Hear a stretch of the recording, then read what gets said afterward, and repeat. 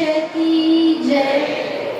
चिंता संतान हंतारो यदपादाम्बुजरेणव स्वीयानान्ता हि चाचारान् प्रणमामि मुहुर्मुहुः।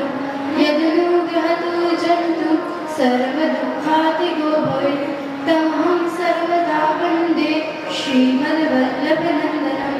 अज्ञानतिमिरान्धस्य ज्ञानाञ्जनशलाकया चक्षुरुन्मिलितं येन तस्मै श्रीगुरुवे नमः। नमामि रतयेशेषे लीलाशिराभिशारणं लक्ष्मीसहस्रलीलाभिः सेव्यमानं कलानिधिं। चतुर्भिश्च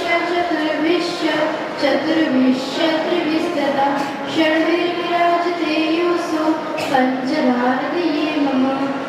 श्रीवल्लभाधीश्वर की जय। પરમ પૂજ્ય નાયના, પરમ પૂજ્ય આશાદા અને આજે આવેલા સર્વે ભાવિક અને ઉત્સાહી વૈષ્ણવજનો, આજે પરમ પૂજ્ય આશાદા દ્વારા કથા રસપાનનું મૂળ પુરુષ પર કથાનું દ્વિતીય દિવસ છે. ખૂબ આનંદ થઈ રહ્યો છે. આજના અવસરે આપ સર્વે વૈષ્ણવને ખૂબ સુંદર પ્રસંગનું શ્રવણ કરાવું કે એક સમયે એક શિષ્ય હતો. એ શિષ્ય પોતાના ગુરુના પાસે ગયો અને ગુરુને જઈને વિનંતી કરી કે ગુરુજી આપ મને કંઈ ઉપદેશ કરો. ત્યારે એ ગુરુજીએ કીધું કે તું ભગવત સ્મરણ ભગવત સેવા કર.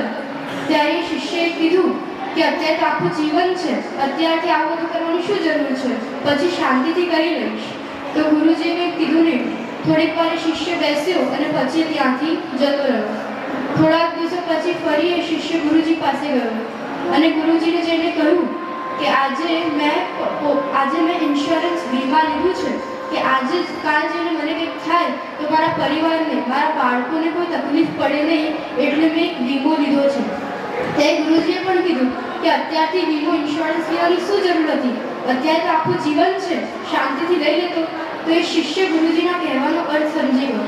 તો કહેવાનું તાત્પર્ય એ જ છે વૈષ્ણવજનો કે જેમ આપણે લૌકિકમાં વિચારીએ છીએ કે આપણને કાલે કંઈ થશે તો આપણા પરિવાર, આપણા બાળકોનું શું થશે, એટલે આપણે વીમો ઇન્સ્યોરન્સ લઈએ છીએ. એ જ પ્રકારે આપણે અલૌકિકમાં પણ વિચારવું છે. આપણે શ્રી ઠાકોરજીની સેવા, સત્સંગ, ભગવત સ્મરણ જે પણ કરવું છે એ આપણે આજે જ કરી લેવાનું છે. આપણે કાલને ભરોસે રહેવાનું નથી. આજનો લાભો લીજીએ, કાલ કોને વીઠું છે. આપણે જે પણ ઠાકોરજીની સેવા, સત્સંગ, ભગવત સ્મરણ કરવું છે એ આપણે આજે જ કરી લેવાનું, કાલને ભરોસે નહીં રહેવાનું. શ્રી વલ્લભાધીશ્વર કી જય.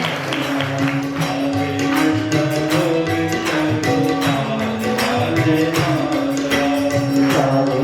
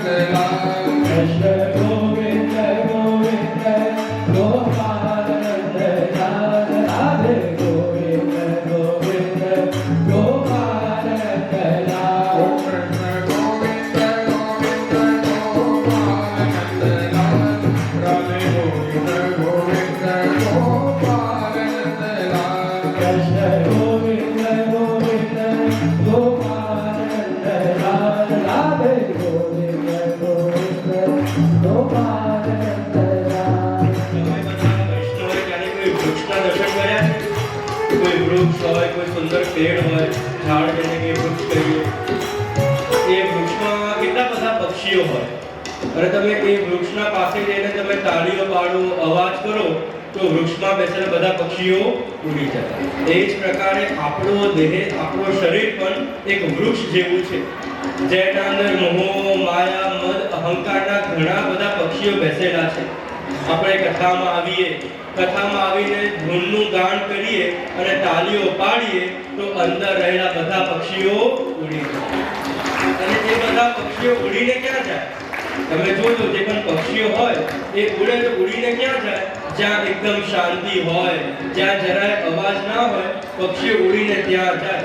તો માનજો તમે તાળીઓ પાડો છો તો તમારા પક્ષીઓ તો ઉડી ગયા, પણ ક્યાં ગયા? તો જે તાળીઓ ના પાડે, માનજો એમના પાસે પક્ષીઓ આવી ગયા. હરે કૃષ્ણ ગોવિંદ ગોવિંદ ગોપાલ નંદલાલ રાધે ગોવિંદ ગોપાલ નંદલાલ ગોવિંદ ગોવિંદ ગોપાલ નંદલાલ રાધે ગોવિંદ ગોવિંદ ગોપાલ નંદલાલ. ઓ મેરો યશોદા ગોલાલ, મેરો યશોદા ગોલાલ, યશોદા ગોલાલ, મેરો યશોદા ગોલાલ, મેરો યશોદા ગોલાલ, મેરો યશોદા ગોલાલ, યશોદા ગોલાલ, મેરો યશોદા ગોલાલ. ઓ કૃષ્ણ ગોવિંદ ગોવિંદ ગોપાલ નંદલાલ રાધે ગોવિંદ ગોવિંદ ગોપાલ નંદલાલ. કૃષ્ણ ગોવિંદ ગોવિંદ ગોપાલ નંદલાલ રાધે ગોવિંદ ગોવિંદ ગોપાલ નંદલાલ. ઓ મેરો છોટો સો ગોપાલ, મેરો છોટો સો ગોપાલ, છોટો સો ગોપાલ, મેરો છોટો સો ગોપાલ, મેરો છોટો સો ગોપાલ, મેરો છોટો સો ગોપાલ, છોટો સો ગોપાલ, મેરો છોટો સો ગોપાલ. ઓ કૃષ્ણ ગોવિંદ ગોવિંદ ગોપાલ નંદલાલ, ગોવિંદ ગોપાલ નંદલાલ, કૃષ્ણ ગોવિંદ ગોવિંદ ગોપાલ નંદલાલ, રાધે ગોવિંદ ગોવિંદ ગોપાલ નંદલાલ. ઓ કૃષ્ણ ગોવિંદ ગોવિંદ ગોપાલ નંદલાલ, રાધે ગોવિંદ ગોવિંદ ગોપાલ નંદલાલ, કૃષ્ણ ગોવિંદ ગોવિંદ ગોપાલ નંદલાલ, રાધે ગોવિંદ ગોવિંદ ગોપાલ નંદલાલ, કૃષ્ણ ગોવિંદ ગોવિંદ ગોપાલ નંદલાલ, રાધે ગોવિંદ ગોવિંદ ગોપાલ નંદલાલ, કૃષ્ણ ગોવિંદ ગોવિંદ ગોપાલ નંદલાલ, રાધે ગોવિંદ ગોવિંદ ગોપાલ નંદલાલ. બોલો કૃષ્ણ કનૈયા. કનૈયા કી જય.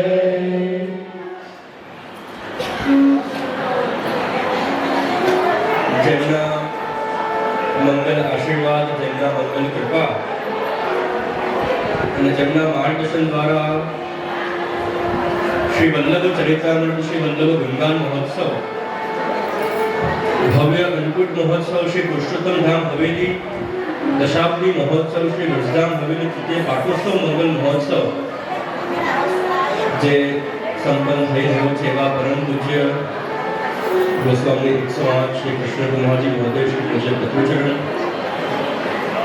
જેમને મંગલ વચનામૃત કરીને, મંગલ પ્રવચન કરીને આજના દિવસનું આપણું મંગલાચરણ કર્યું એવા ચિરંજીવ દેવકરાના બેટીજી, પૂજ્ય માતુશ્રી, જે આપણને સૌને કથા અંતર્ગત અનેક ધોલ પદ કીર્તન દ્વારા આપણને બધાને સંગીતમય કરી રહ્યા છે, રસમય, કૃષ્ણમય કરી રહ્યા છે એવા અમારા સર્વે કીર્તનિયા વૈષ્ણવજનો, હર્ષલભાઈ, શુભમભાઈ, પ્રિન્સભાઈ, જે ખૂબ સુંદર સંબોધન કરી રહ્યા છે, ખૂબ સુંદર મન સંચાલન કરી રહ્યા છે એવા પરમ સ્નેહી વૈષ્ણવ ભાવનાબેન બાલવા, ખૂબ ઉત્સાહી, જે હરિગુરુ વૈષ્ણવની સેવામાં સદાય તત્પર છે એવા અમારા શ્રી પુરુષોત્તમ ધામ સેવા સમિતિ એવં શ્રી વ્રજધામ હવેલી સેવા સમિતિ,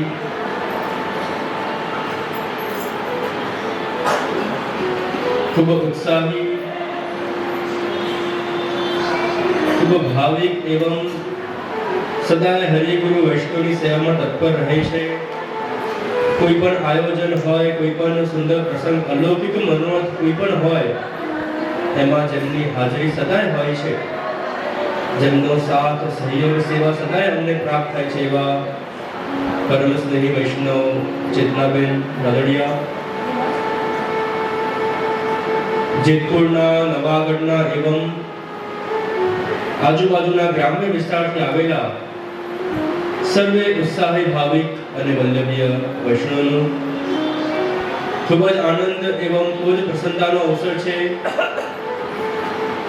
શ્રી વલ્લભ ચરિત્રામૃત ગુણગાન મહોત્સવ પુરુષોત્તમ ધામ હવેલી દશાબ્દી મહોત્સવ, શ્રી વ્રજધામ હવેલી તૃતીય પાટોત્સવ મહોત્સવ, ભવ્ય અન્નકૂટ મહોત્સવ, ત્રિદિવસીય આયોજન, ત્રિદિવસીય કાર્યક્રમ અને એનો આજે દ્વિતીય દિવસ. આજના મંગલ દિવસે આવેલા સર્વે વૈષ્ણવોની હું ખૂબ ખૂબ હાર્દિક સ્વાગત કરું છું અને ખૂબ ખૂબ શુભકામના આપું છું. આટલી બધી જગ્યાએ સત્સંગ પ્રવચન થાય, દેશ વિદેશ પધારીએ, અનેક જગ્યા કથા પ્રવચન થાય, ખૂબ આનંદ થાય. હજારોની સંખ્યામાં, લાખોની સંખ્યામાં વૈષ્ણવ પોષણ પ્રાપ્ત કરે, વૈષ્ણવને હરિગુરુ વૈષ્ણવના ગુણગાન થાય, વલ્લભ વિઠ્ઠલ ઠાકોરજીના ગુણગાન થાય. આટલી બધી જગ્યાએ પધાર્યા છીએ, પણ જ્યારે જેતપુર પધાર્યા અને અહીંયા જે કથાનો અવસર મળ્યો, તો અહીંયા મેં એક વિશેષતા જોઈ. બધી જગ્યાએ કેવું થાય કે જ્યાં કથા થાય તો અમે કહીએ ને લોકો સાંભળે, પણ પહેલી વાર જોયું કે બધા વૈષ્ણવ બોલી રહ્યા છે, અમે સાંભળી રહ્યા છીએ. વૈષ્ણવના હૃદયનો હરખ, વૈષ્ણવના હૃદયનો ઉત્સાહ માતો નથી. જો ફરીથી જો કથામાં આવો, જ્યારે વલ્લભના ગુણગાન થતા હોય તો આપણે આપણું મોઢું બંધ રાખવું અને કાન ખુલ્લા રાખવા, હૃદયના દરવાજા ખુલ્લા રાખવા. જો બધા કહેવા જાય, બધા બોલવા જાય તો આપણે રસપાન કરી જ ના શકીએ.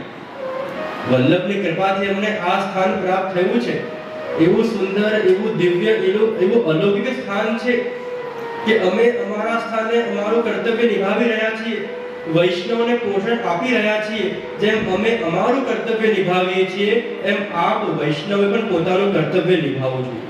એ છે શ્રવણ કરવું, ભાવથી, ભક્તિથી, પ્રેમથી શ્રવણ કરીએ.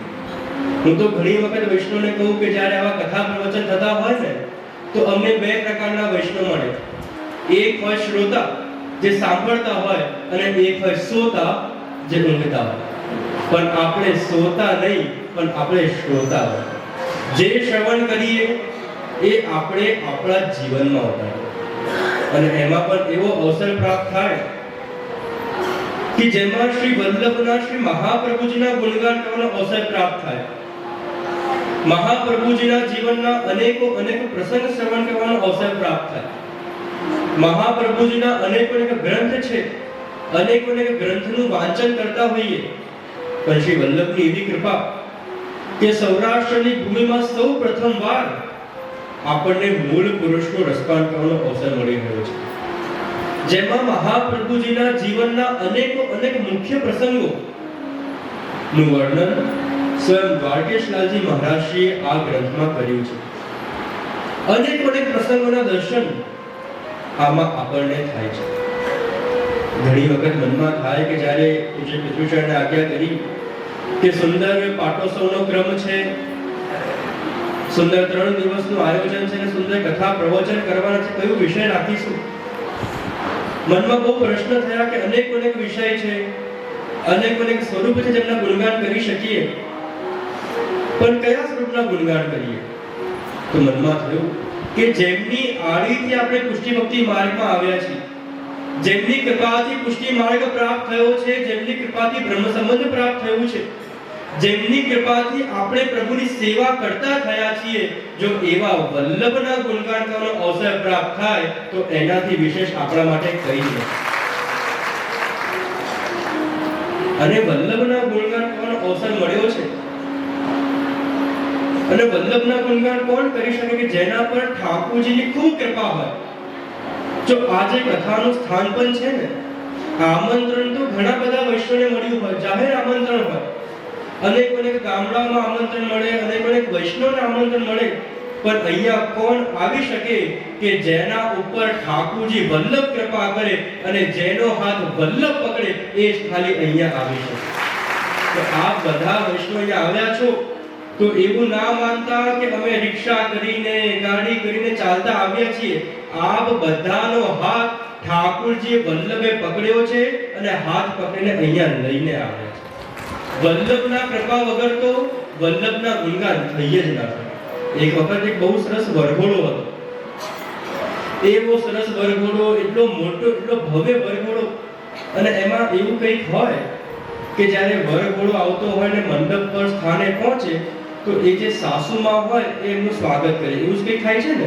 જો મારા લગ્ન થયા નથી, તમારા બધાના થઈ ગયા છે, તમને વધારે ખ્યાલ આવે, એવું જ કંઈક હોય ને.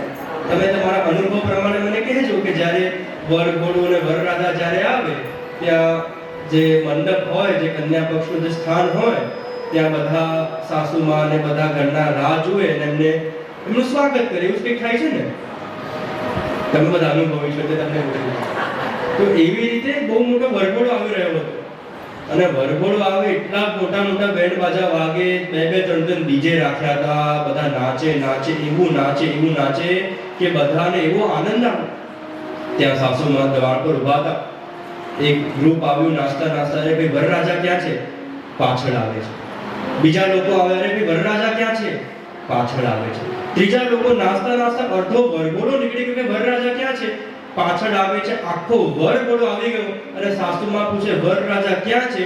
પછી ખબર પડી કે નાચવા કૂદવામાં એવા વ્યસ્ત થઈ ગયા કે વરરાજાને લાવવાનું જ ભૂલી ગયા. હવે તમને પણ ખબર છે કેટલો પણ સારો વરઘોડો હોય, વરરાજા વગરનું બધું નકામું. એ જ પ્રકારે આપણા જીવનનો જે વરઘોડો છે, આપણા પુષ્ટિ ભક્તિ માર્ગનો વરઘોડો છે, એના વરરાજા તો સ્વયં મહાપ્રભુજી છે. તો તમે એમને ભૂલી જાઓ તો જેમ વરરાજા વગરનું વરઘોડો નકામો, એમ આપણો જીવન કેટલો પણ સારો હોય, પુષ્ટિ ભક્તિ માર્ગમાં કેટલા પણ આગળ વધી જઈએ, પણ જો વલ્લભનો હાથ ન પકડીએ તો બધું નકામું જ છે. તો આ 3 દિવસ એવો અવસર પ્રાપ્ત થયો છે કે જેમાં આપણે સાથે મળીને વલ્લભના ગુણગાન કરવાના છે. ગઈકાલે આપણે સૌ સાથે મળીને શ્રી મહાપ્રભુજીના મંગલ પ્રાગટ્યના દર્શન કર્યા, મહાપ્રભુજીના પૂર્વજોના દર્શન કર્યા. કેવી રીતે યજ્ઞનારાયણ ભટ્ટે સ્વયં ઠાકુરજી પ્રગટ થયા, યજ્ઞનારાયણ ભટ્ટને આજ્ઞા કરી કે તમારા કુલમાં જ્યારે 100 સોમયજ્ઞ પૂર્ણ થશે ત્યારે હું સ્વયં પ્રગટ ચંપારણમાં માધવ માસમાં સ્વયં શ્રી મહાપ્રભુજીનો પ્રાગટ્ય થયો. એવું અલૌકિક પ્રાગટ્ય કે અનેક દેવી દેવતા આપણા દર્શન કરવા આવ્યા છે, આપણા ઉપર પુષ્પો વર્ષા કરવા આવ્યા છે. અને ત્યાં આગળ મૂળ પુરુષમાં શ્રી વલ્લભનું વર્ણન કરતા, શ્રી વલ્લભના ગુણગાન કરતા દ્વારકેશલાલજી મહારાજ શ્રી સુંદર આજ્ઞા કરે છે આપણે સૌ સાથે મળીને મૂળ પુરુષનું શ્રવણ કરીએ અને પછી એ પંક્તિઓના આપણે દર્શન કરી રસપાન કરીએ. શ્રી વલ્લભ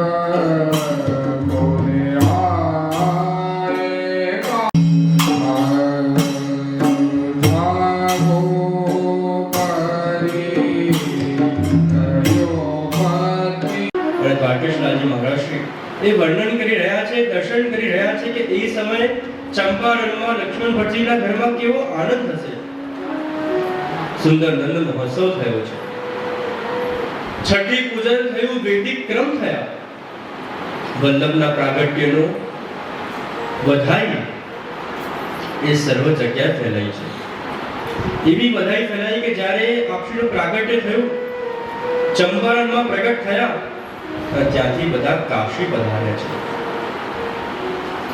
દૂર દૂરથી દેવી જીવો આપણા દર્શન કરવા આવ્યા છે કે એવા સ્વરૂપનું પ્રાગટ્ય થયું છે જે અનેક દેવી જીવોના ઉદ્ધાર કરવાના છે, અનેક દેવી જીવોને શરણે લેવાના છે, ઠાકુરજીના યશનો વિસ્તાર કરવાના છે. એવા સ્વરૂપનું પ્રાગટ્ય થયું છે. દૂર દૂરથી ગોપીજનો દૂર દૂરથી વ્રજ ભક્તો દૂર દૂરથી દેવી જીવો દર્શન કરવા આવે અને દર્શન કરે, દર્શન કરવામાં મોહિત થઈ જાય. એવું અલૌકિક સ્વરૂપ કે જ્યાં મહાપ્રભુજીના દર્શન કરે, દર્શન કરવા માત્રમાં મન એમનું મોહિત થઈ જાય. કેવું અલૌકિક સ્વરૂપ છે. એક વખત મહાપ્રભુજીના દર્શન કરે તો દર્શન કર્યા બાદ બીજા કોઈના દર્શન કરવાનું મન જ ના થાય. આપણને થાય કે મહાપ્રભુ સ્વરૂપ એટલું અલૌકિક છે કે અનેકો દેવી જીવો મોહિત થઈ જાય છે, પણ દેવી જીવો તો મોહિત થઈ જ રહ્યા છે, પણ એમની સાથે સાથે ઠાકુરજી પણ મોહિત થઈ જાય છે. એવું અલૌકિક સ્વરૂપ છે.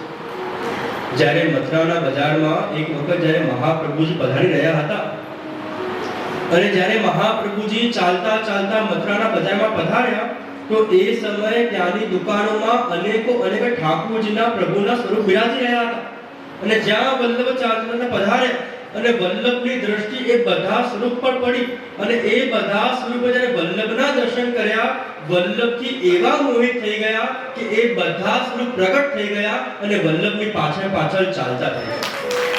એવું અલૌકિક સ્વરૂપ શ્રી વલ્લભનું છે કે એક વખત દર્શન કરે, એક વખત જે જીવ પણ વલ્લભને જુએ, વલ્લભ સિવાય બીજા કંઈ જોવાનું મન ના થાય. પ્રસંગ આવે કે જેમ ઠાકોરજીના દર્શન કરીને ગોપીઓ મોહિત થઈ જાય છે, એ જ પ્રકારે મહાપ્રભુજીના દર્શન કરીને પણ બધા જ વૈષ્ણવ મોહિત થઈ જાય છે. ગોકુળમાં એક કન્યાના લગ્ન થયા અને એ કન્યા ગોકુળમાં લગ્ન કરીને આવી. બધી ગોપીઓ એના સગા સંબંધીની બધી વડીલ બહેનો એને કહે કે ભાઈ તું જ્યારે જમનાજીમાં જલ ભરવા જાય ધ્યાન રાખજે, એક ચોર આવશે અને એવું ચોરી કરશે કે ચોરી કર્યા બાદ તારું પોતાનું કંઈક રહેશે જ નહીં. એ કન્યા કહે કે એવી તો કેવી ચોરી કરશે, હું તો બહુ ચતુર છું, બહુ સમજદાર છું, એકદમ જેતપુરની ગોપીઓ જેવી છું, એટલી ચતુર છું કે ચોરી થવા જ નહીં દઉં. એ બધી ગોપીઓ કહે, વડીલો કહે કે ભાઈ તું જેમ સમજે છે ને એવું નથી. એ જે નાનકડો ચોર આવશે, ચોરી કેવી રીતે કરશે કે તારા સામે એવું હાસ્ય કરશે, તારા સામે એવું હસશે કે પછી તારું કઈ રહેશે જ નહીં. ગોપી કહે કે અરે હું તો બહુ ચતુર છું, તમે ચિંતા ના કરશો, હું ચોરી નહીં થવા દઉં. એ ગોપી યમુનાજીમાં જલ ભરવા ગઈ અને જ્યાં જલ ભરવા ગઈ ત્યાં કોઈના નુપુરની પાયલની છમ છમ અવાજ આવી. જ્યાં છમ છમ અવાજ આવી સમજી ગઈ કે એ ચોર ચોરી કરવા આવ્યો છે. મનમાં થયું કે હું બહુ ચતુર છું, મને મારા ઘરના બધા મોટાઓએ બધી ગોપીઓએ કહ્યું છે કે ધ્યાન રાખજે.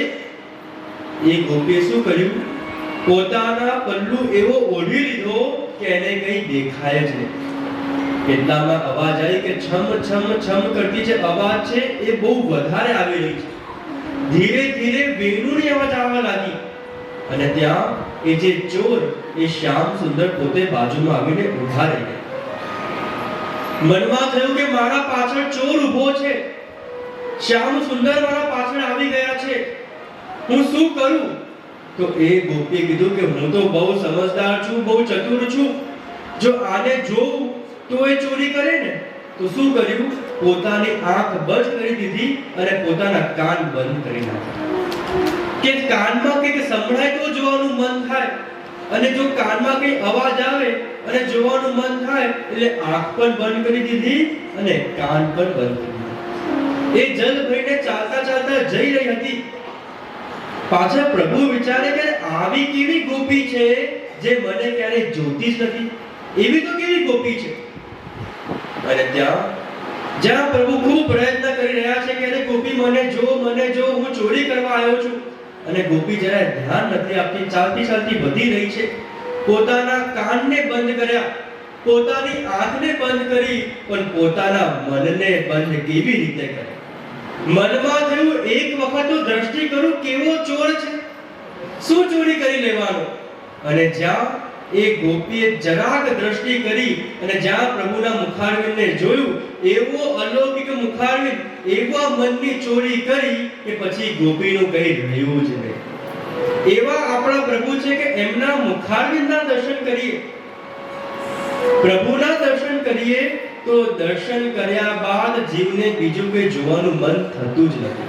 અને અહીંયા એ જ આજ્ઞા થઈ રહી છે કે એવા જ આપણા શ્રી મહાપ્રભુજી છે કે એક વખત જે મહાપ્રભુજીના દર્શન કરે એ જીવને એ વૈષ્ણવને બીજા કોઈનું દર્શન કરવાનું મન થતું નથી. દ્વારકેશલાલજી મહારાજ આજ્ઞા કરી રહ્યા છે કે શ્રી વલ્લભ કાશીમાં મોટા થયા છે. જ્યાં 7 વર્ષના થયા ત્યાં શ્રી મહાપ્રભુજીના જનોઈનો ક્રમ થયો છે. આપ શ્રીને જનોઈ આપવામાં આવી છે અને જ્યાં જનોઈ પ્રાપ્ત થઈ અને એ જનોઈ પ્રાપ્ત થયા બાદ આપનો વેદ અભ્યાસ પ્રારંભ થયો. વેદ શાસ્ત્ર ભણવાનું આપે પ્રારંભ કર્યું અને જ્યારે આપનો વેદ અભ્યાસ ચાલી રહ્યો હતો માત્ર 4 મહિનામાં શ્રી મહાપ્રભુજીએ 4 વેદ અને 6 શાસ્ત્ર ભણી લીધા. લક્ષ્મણ ભટ્ટજી એવાકારુજીના મનમાં બહુ મોટો પ્રશ્ન થયો કે અરે આ બાળક કોણ છે? માત્ર 4 મહિનામાં જે વેદ ભણવામાં શાસ્ત્ર ભણવામાં લોકોને વર્ષોના વર્ષો વીતી જાય, એક વર્ષમાં એક જીવનમાં તો લોકો 4 વેદ 6 શાસ્ત્ર ભણી ના શકે. આ નાનકડો બાળક જે 7 વર્ષનો છે એ ખાલી 4 મહિનામાં ભણી લીધું. આ બાળક કોણ છે? અને ત્યાં સ્વયં જ્યારે લક્ષ્મણ ભટ્ટજી રાત્રે સૂઈ રહ્યા હતા ત્યારે સપનામાં ઠાકોરજી આવ્યા અને ઠાકોરજી આજ્ઞા કરી કે સંદેહ તું ક્યું કરત હો, કે તમે સંદેહ કેમ કરો છો, મનમાં પ્રશ્ન કેમ ઊભા કરો છો? આ જે બાળક છે આ બીજું કોઈ નહીં, હું પોતે પ્રગટ થયો છું. પૂર્ણ પુરુષોત્તમ ઠાકોરજી પોતે પ્રગટ થયા છે. સ્વયં ઠાકોરજી પ્રગટ થયા હોય તો વેદ શાસ્ત્ર વાંચવામાં ભણવામાં અભ્યાસ કરવામાં પ્રભુને શું સમય લાગે? આપણે સ્વયં શ્રી મહાપ્રભુજીને શું કહીએ કે મહાપ્રભુજી વાકપતિ છે. એવા વિદ્વાન એવા ચતુર કે નાનકડા મહાપ્રભુજી 4 જ મહિનામાં આખું વેદ અભ્યાસ પૂર્ણ કર્યું છે. રામાનંદ પંડિતનો પ્રસંગ આવે કે રામાનંદ પંડિત બહુ વિદ્વાન હતા અને અનેક પંડિતો સાથે શાસ્ત્રાર્થ કરતા અને જ્યાં પણ શાસ્ત્રાર્થ કરવા જાય ત્યાં બધે વિજય પ્રાપ્ત કરીને આવતા. વિચાર્યું કે ગામમાં મહાપ્રભુજી આવ્યા છે, કોઈ મોટા ગુરુ આચાર્ય પધાર્યા છે, હું એમની સાથે જઈને શાસ્ત્રાર્થ કરું. મહાપ્રભુજી પાસે આવ્યા, વિચાર્યું કે અનેક જગ્યાએ શાસ્ત્રાર્થ કર્યું છે, જ્યાં જ્યાં શાસ્ત્રાર્થ કર્યું છે ત્યાં મારો વિજય થયો છે તો હું મહાપ્રભુજીને પણ પરાસ્ત કરીશ. મહાપ્રભુજી પાસે આવ્યા. જ્યાં મહાપ્રભુજી પાસે આવે શાસ્ત્રાર્થ કરવાનો પ્રારંભ કરે મોઢામાંથી વાણી પ્રગટ થાય જ નહીં. કઈ બોલી જ ના શક્યા. 2 વખત પ્રયત્ન કર્યા, 3 વખત પ્રયત્ન કર્યા પણ એ રામાનંદ પંડિત જ્યાં અનેક શાસ્ત્રાર્થ કરતા કઈ બોલી શક્યા જ નહીં. ઘરે આવ્યા, મનમાં પ્રશ્ન થયો કે હું પ્રભુ પાસે, મહાપ્રભુજી પાસે, વલ્લભાચાર્યજી પાસે હું શાસ્ત્રાર્થ કેમ નથી કરી શકતો? સરસ્વતીજીની ઉપાસના કરી, સરસ્વતીજીની ભક્તિ કરી. સરસ્વતીજી પ્રસન્ન થયા અને એ સમયે રામાનંદ પંડિતે વરદાન માંગ્યું કે આપ મને એવું વરદાન આપો કે હું ક્યારેય પણ કોઈ પણ પંડિત સામે શાસ્ત્રાર્થ કરું, કોઈ પણ વિદ્વાન સામે શાસ્ત્રાર્થ કરું તો હંમેશા મારો વિજય થાય અને સામેનો પંડિત સામેનો શાસ્ત્રાર્થ જે પણ કરવા આવ્યો હોય એનું પરાસ્ત થાય, એની હાર થાય. સરસ્વતીજીએ પોતે વરદાન આપ્યું કે તમે જ્યારે પણ તમે શાસ્ત્રાર્થ કરવા જશો, જે પણ પંડિત જે પણ વિદ્વાન હશે એની સામે તમારી હંમેશા વિજય પ્રાપ્ત થશે. આવું વરદાન મળ્યું અને એ વરદાન લઈને થયું કે હવે જ્યારે વલ્લભ પાસે, મહાપ્રભુજી પાસે જ્યારે શાસ્ત્રાર્થ કરવા જઈશ તો પાક્કી મારી વિજય થવાની છે. મહાપ્રભુજી પાસે ગયા અને જ્યાં શાસ્ત્રાર્થ કરવાનું પ્રારંભ કરી રહ્યા હતા મનમાં એવો ઉત્સાહ કે મારા પાસે તો સરસ્વતીજીનો વરદાન છે, આજે તો પાક્કું મારું વિજય થવાનું છે. અને જ્યાં શાસ્ત્રાર્થ કરવાનો પ્રારંભ કરે ફરીથી મોઢામાંથી કે શબ્દ નીકળે જ નહીં, વાણી પ્રગટ જ ના થાય. વિચાર્યું કે અરે મને તો સરસ્વતીજીએ વરદાન આપ્યું છે કે હું કોઈ પણ પંડિત સામે, કોઈ પણ વિદ્વાન સામે જ્યારે શાસ્ત્રાર્થ કરીશ તો મારો વિજય થશે, પણ અહીંયા મારા મોઢામાંથી એક શબ્દ કેમ નથી આવી રહ્યા? સરસ્વતીજી પાસે ગયા, ફરિયાદ કરી કે સરસ્વતીજી તમે તો મને વરદાન આપ્યું છે આપે તો એવી આજ્ઞા કરી છે કે હું જેની પણ સામે શાસ્ત્રાર્થ કરીશ, જેની પણ સામે હું શાસ્ત્રાર્થ કરવા જઈશ, હંમેશા મારો વિજય થવાનો છે. પણ જ્યારે મહાપ્રભુજી પાસે જઉં છું તો હું કંઈ બોલી શકતો કેમ નથી? એવું કેમ થાય છે? આપે મને વરદાન આપ્યું છે. અને ત્યારે સરસ્વતીજી કે ભલા માણસ, મેં તને વરદાન આપ્યું છે કે તું કોઈ પણ વિદ્વાન સામે જઈશ, કોઈ પણ પંડિત સામે જઈશ તો તારો વિજય પ્રાપ્ત થશે. પણ તું જેની પાસે શાસ્ત્રાર્થ કરવા જાય છે એ કોઈ વિદ્વાન પંડિત નથી, એ તો પૂર્ણ પુરુષોત્તમ પ્રભુ છે. તું એમની સામે કેવી રીતે જીતી શકે? આપણા શ્રી વલ્લભ એ તો પૂર્ણ પુરુષોત્તમ પ્રગટ થયા છે. જેમ મહાપ્રભુજીના ત્રણેય સ્વરૂપના દર્શન કરવામાં આવે, આદિ ભૌતિક સ્વરૂપ, આધ્યાત્મિક સ્વરૂપ, આદિ દૈવિક સ્વરૂપ. આદિ ભૌતિક સ્વરૂપ એક આચાર્યનું, જગતગુરુનું, વલ્લભાચાર્યજી ગુરુ સ્થાને પ્રગટ થયા છે. એક કુલ પરંપરામાં તેલગ કુલમાં પ્રગટ થયા છે, એક આચાર્ય સ્થાને બિરાજી રહ્યા છે, જે આપનું આદિ ભૌતિક સ્વરૂપ છે. આપનું આધ્યાત્મિક સ્વરૂપ સ્વયં પૂર્ણ પુરુષોત્તમ ઠાકોરજી વસ્તુતઃ કૃષ્ણ એવ, કે જે સ્વરૂપ ભગવાન શ્રી કૃષ્ણનું છે, કૃષ્ણના મુખારવિંદ સ્વરૂપ સ્વયં શ્રી મહાપ્રભુજી પ્રગટ થયા છે. યેહી તેહી તેહી યેહી કછુ નાહી સંદેહ, ન્યારો દેખતો તો ન્યારો ગાતો. કે પુષ્ટિ ભક્તિ માર્ગમાં શ્રી વલ્લભમાં અને ઠાકોરજીમાં કોઈ ભેદ નથી.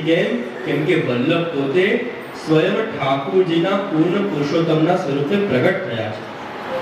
આધ્યાત્મિક સ્વરૂપ સ્વયં ઠાકોરજીનું અને આદિ દેવી જે શુદ્ધ પુષ્ટિનું સ્વરૂપ છે એ સ્વામીજીનું સ્વરૂપ છે.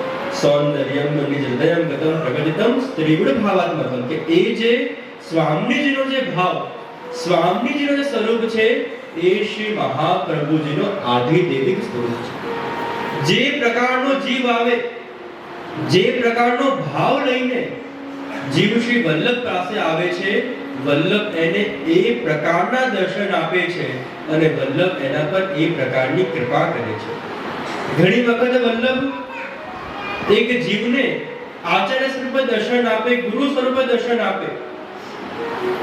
ઘણી વખત શ્રી મહાપ્રભુજી કોઈક જીવને સ્વયં પૂર્ણ પુરુષોત્તમ ઠાકોરજીના સ્વરૂપે દર્શન આપે અને ઘણી વખત જીવ પર એવી કૃપા કરે કે સ્વયં સ્વામીજી રૂપે દર્શન આપીને એ જીવના ઉપર કૃપા કરે છે.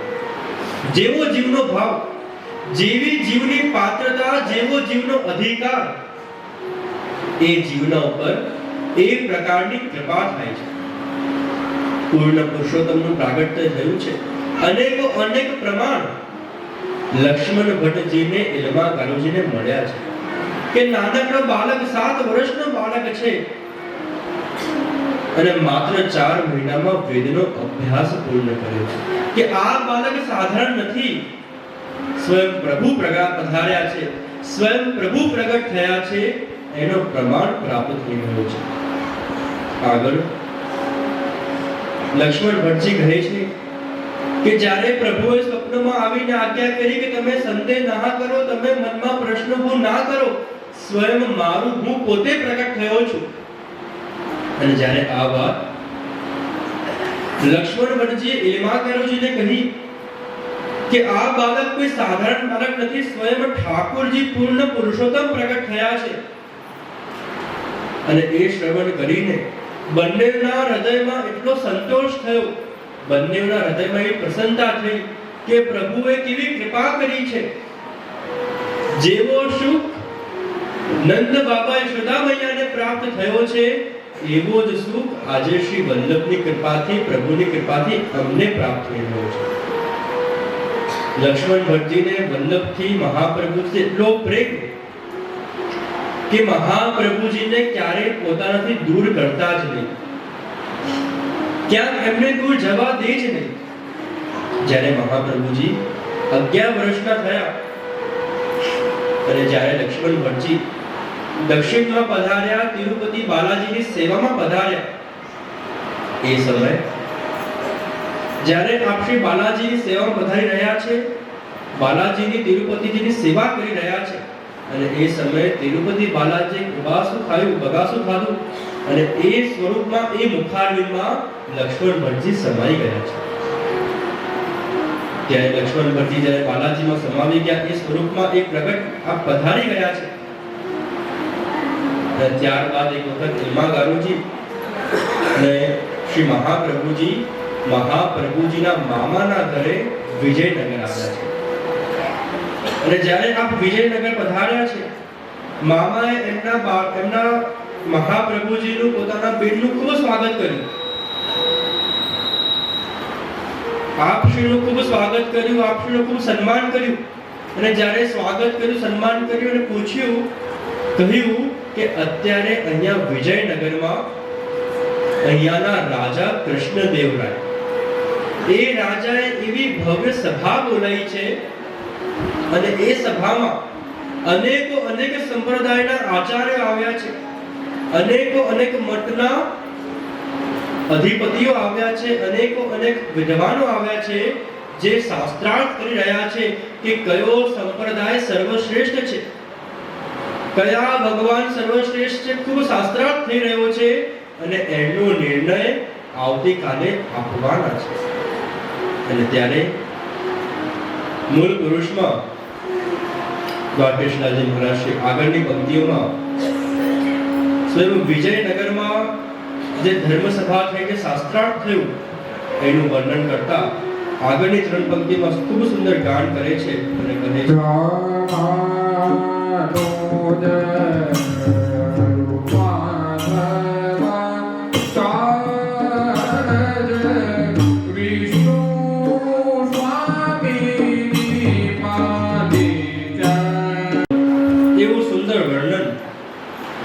દ્વારકેશલાલજી મહારાજ શ્રી પોતાની વાણી દ્વારા અહીંયા મૂળ પુરુષમાં કરી રહ્યા છે કે જ્યારે શ્રી મહાપ્રભુજી સ્વયં વિજયનગર પધાર્યા છે, એમના મામાના ઘરમાં બિરાજી રહ્યા છે અને એમના મામા કહી રહ્યા છે કે કૃષ્ણદેવરાય રાજાએ અહીંયા એવી ભારે સભા બોલાવી છે, એવો ભારે શાસ્ત્રાર્થ ચાલી રહ્યો છે કે અનેક સંપ્રદાયના આચાર્યો આવ્યા છે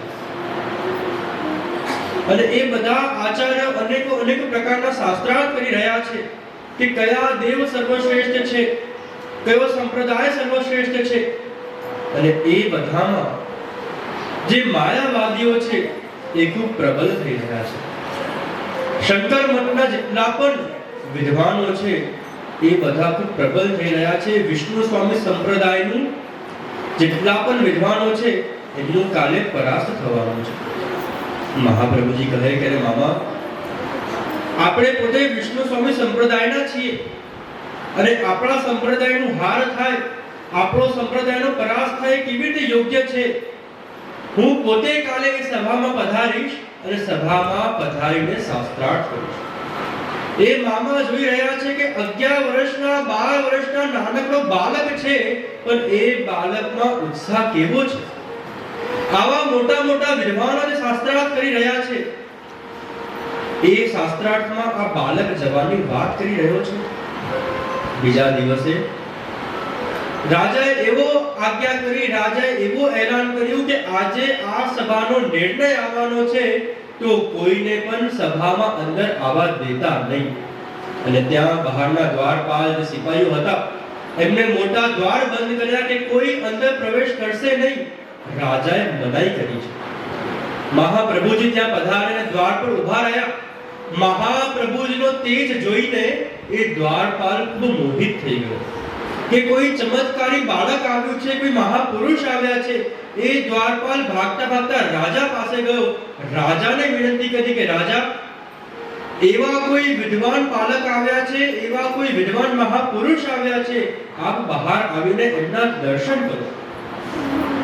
સ્વયં રાજા મહાપ્રભુજીને વિનંતી કરવા આવ્યા અને જ્યાં રાજાએ મહાપ્રભુજીના દર્શન કર્યા, દ્વાર પર આવ્યા. મહાપ્રભુજીના દર્શન કરીને એમનો પ્રતાપ જોઈને એવો આનંદ થયો કે વિનંતી કરી રહ્યા છે કે આપ પોતે સભામાં પધારો, સભામાં આવીને આપ શાસ્ત્રાર્થ કરો. અને જ્યાં સભામાં આવી રહ્યા છે, ગજગતિ ચાલ ચાલે શ્રી વલ્લભ કે એવી આપની ચાલ છે કે એ ચાલ જોઈને સભામાં બિરાજમાન બધા વિદ્વાનો ખૂબ પ્રભાવિત થઈ રહ્યા છે. જે દિવસ એ શાસ્ત્રાર્થનો, એ વિવાદનો, એ સભાનો નિર્ણય આવવાનો હતો એ દિવસ શ્રી મહાપ્રભુજી પધાર્યા અને એવો શાસ્ત્રાર્થ થયો કે 27 દિવસ સુધી શાસ્ત્રાર્થ ચાલ્યો છે. મહાપ્રભુજી સ્વયં માયાવાદનું ખંડન કરીને બ્રહ્મવાદની સ્થાપના કરી છે. મહાપ્રભુજી કહે છે, નમો ભગવતે તસ્મૈ કૃષ્ણાયા અદ્ભુત કર્મણે રૂપ નામ વિભેદેન જગત ક્રીડતી યોય. કે પ્રભુ જે છે એ આપણા પ્રભુ ભગવાન શ્રી કૃષ્ણ એ પરમ બ્રહ્મ છે, પૂર્ણ બ્રહ્મ છે. આપશેની પૂર્ણ બ્રહ્મની સ્થાપના સ્વયં શ્રી મહાપ્રભુજીએ કરી છે. બ્રહ્મવાદની સ્થાપના કરી છે. અને એ સમયે રાજાએ એવો એલાન કર્યું હતું કે આ શાસ્ત્રાર્થમાં જેનો પણ વિજય થશે એનો કણિકાભિષેક કરવામાં આવશે. જ્યારે 27 દિવસ શાસ્ત્રાર્થ ચાલ્યું, બધાએ જોયું કે શ્રી મહાપ્રભુજી નાનકડા 12 વર્ષના બાળક છે, પણ એવું શાસ્ત્રાર્થ કરે છે કે માયાવાદનું ખંડન કરે છે, બ્રહ્મવાદની સ્થાપના કરી છે. આપનો ખૂબ જય જયકાર થયો છે અને આપનું ત્યાં કણિકાભિષેકની તૈયારી કરવામાં આવી છે. ખૂબ સુંદર જલ તૈયાર કરવામાં આવ્યું છે. જલમાં અનેક સોનાની મહોરો પધરાવવામાં આવી છે. સુવર્ણનું જલ તૈયાર કર્યું છે. અનેક ફૂલ પધરાવ્યા છે. અને ત્યાં રાજા સભામાં અનેક વિદ્વાન સાથે આપણે કણિકાભિષેક કરાવી રહ્યા છે અને બધા સુંદર ગાન કરતા એવો સુંદર કીર્તન ગાન કરી રહ્યા છે. મહાપ્રભુજીને કણિકાભિષેક કરાવી રહ્યા છે કે બધા ગાન કરતા કહે કે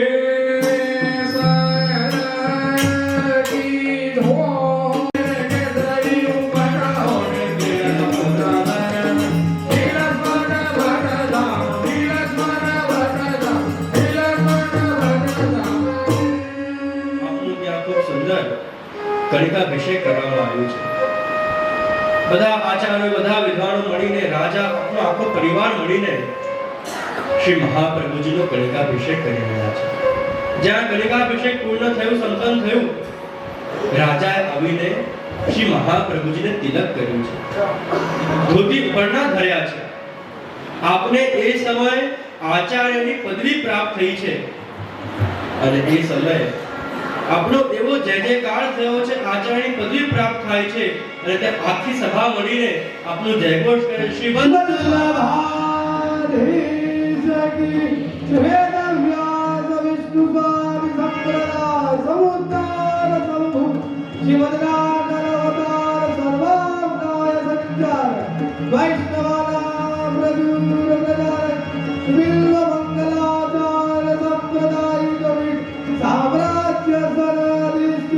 अखंड भूमंडलाचार जगद्गुरु श्रीमद् वल्लभाचार्य विजय जय करा, विजय जय करा, विजय जय करा.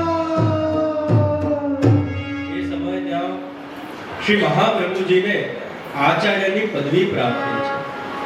વલ્લભાચાર્યની પદવી પ્રાપ્ત થઈ છે. આપનું ત્યાં તિલક થયું છે. અને એ સમયે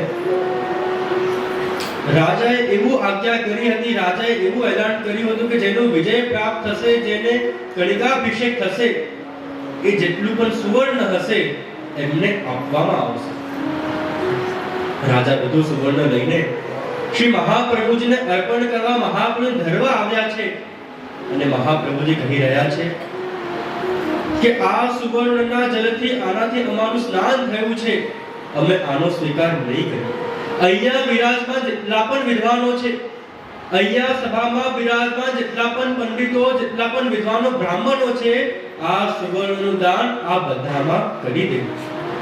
રાજા એટલા પ્રભાવિત થયા કે આટલી બધી સોના મહોરો છે, આટલું બધું સુવર્ણ છે, પણ શ્રી મહાપ્રભુજી કેવા અલૌકિક છે, કેવા દયાળુ છે, કેવા કરુણામય છે કે બધા બ્રાહ્મણોને દાન કરવાનું કહે છે. રાજાને થયું કે મારા આ શાસ્ત્રાર્થનો વિજય શ્રી મહાપ્રભુજી કર્યું છે, મારે મહાપ્રભુજીને કે પધરાવવું છે, ધરવું છે. એક પારાતમાં ભરીને ઘણી બધી સોનાની મોહર લઈને આવ્યા છે કે વલ્લભ આપ પધરાવો. અને મહાપ્રભુજી કહે કે હું તો મારા સેવકોનું જ ખાલી ભેટ સ્વીકારું છું. રાજા એવમ રાજાના આખો પરિવાર શ્રી મહાપ્રભુજીના શરણે આવ્યા છે અને એ પરાગમાંથી મહાપ્રભુજીએ ખાલી 7 સોનાની મહોર સ્વીકારી છે અને એ 7 સોનાની મહોરમાંથી શ્રી ઠાકોરજીના શ્રૃંગાર સિદ્ધ કરાવ્યા છે અને આજે પણ ઠાકોરજી એ સુવર્ણના શ્રૃંગાર ઢૂંઢી રહ્યા છે. એ સમયે શ્રી વલ્લભનો એવો જય જયકાર થયો છે, શ્રી વલ્લભનો વિજય ત્યાં થયો છે, આપના યશનો વિસ્તાર થયો છે અને આપને આચાર્યની પદવી પ્રાપ્ત થઈ છે. ત્યાં વિજય પ્રાપ્ત કરીને વિજયનગરમાંથી શ્રી મહાપ્રભુજી પંઢરપુર પધાર્યા છે અને એનું વર્ણન દ્વારકેશલાલજી મહારાજ શ્રી ખૂબ સુંદર મૂળ પુરુષમાં કરે છે અને આગળ આજ્ઞા કરતા કહે છે, તહાતે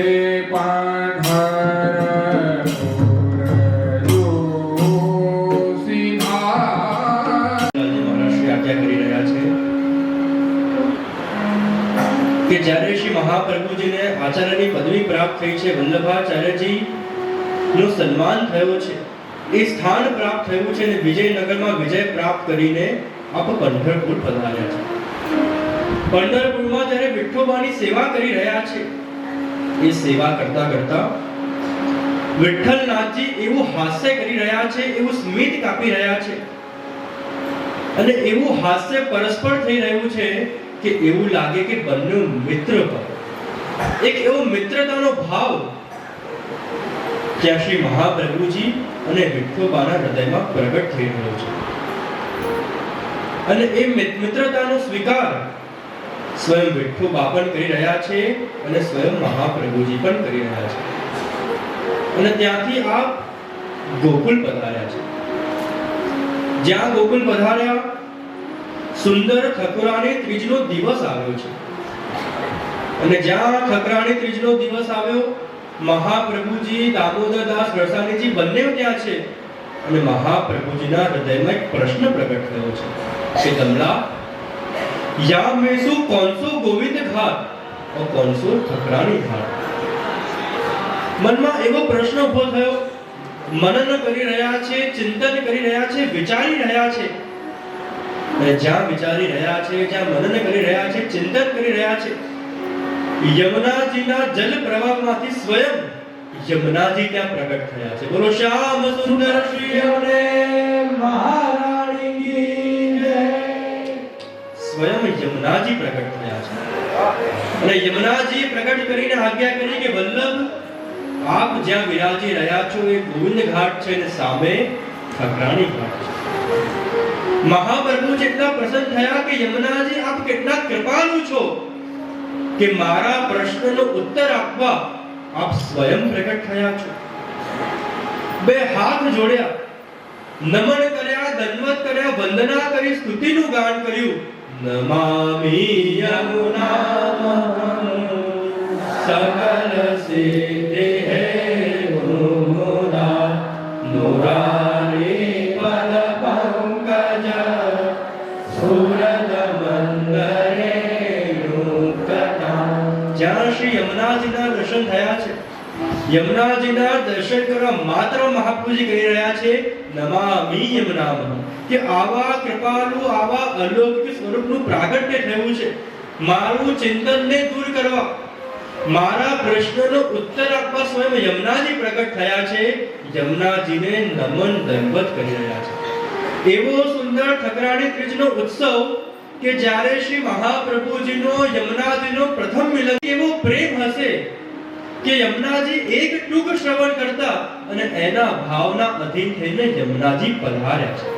આપણે તો યમુનાષ્ટક કરીને થાકી જઈએ છીએ. 9 કરીએ, 11 કરીએ, 35 કરીએ, 41 કરીએ, પણ યમુનાજી દર્શન આપવા કેમ નથી આવતા?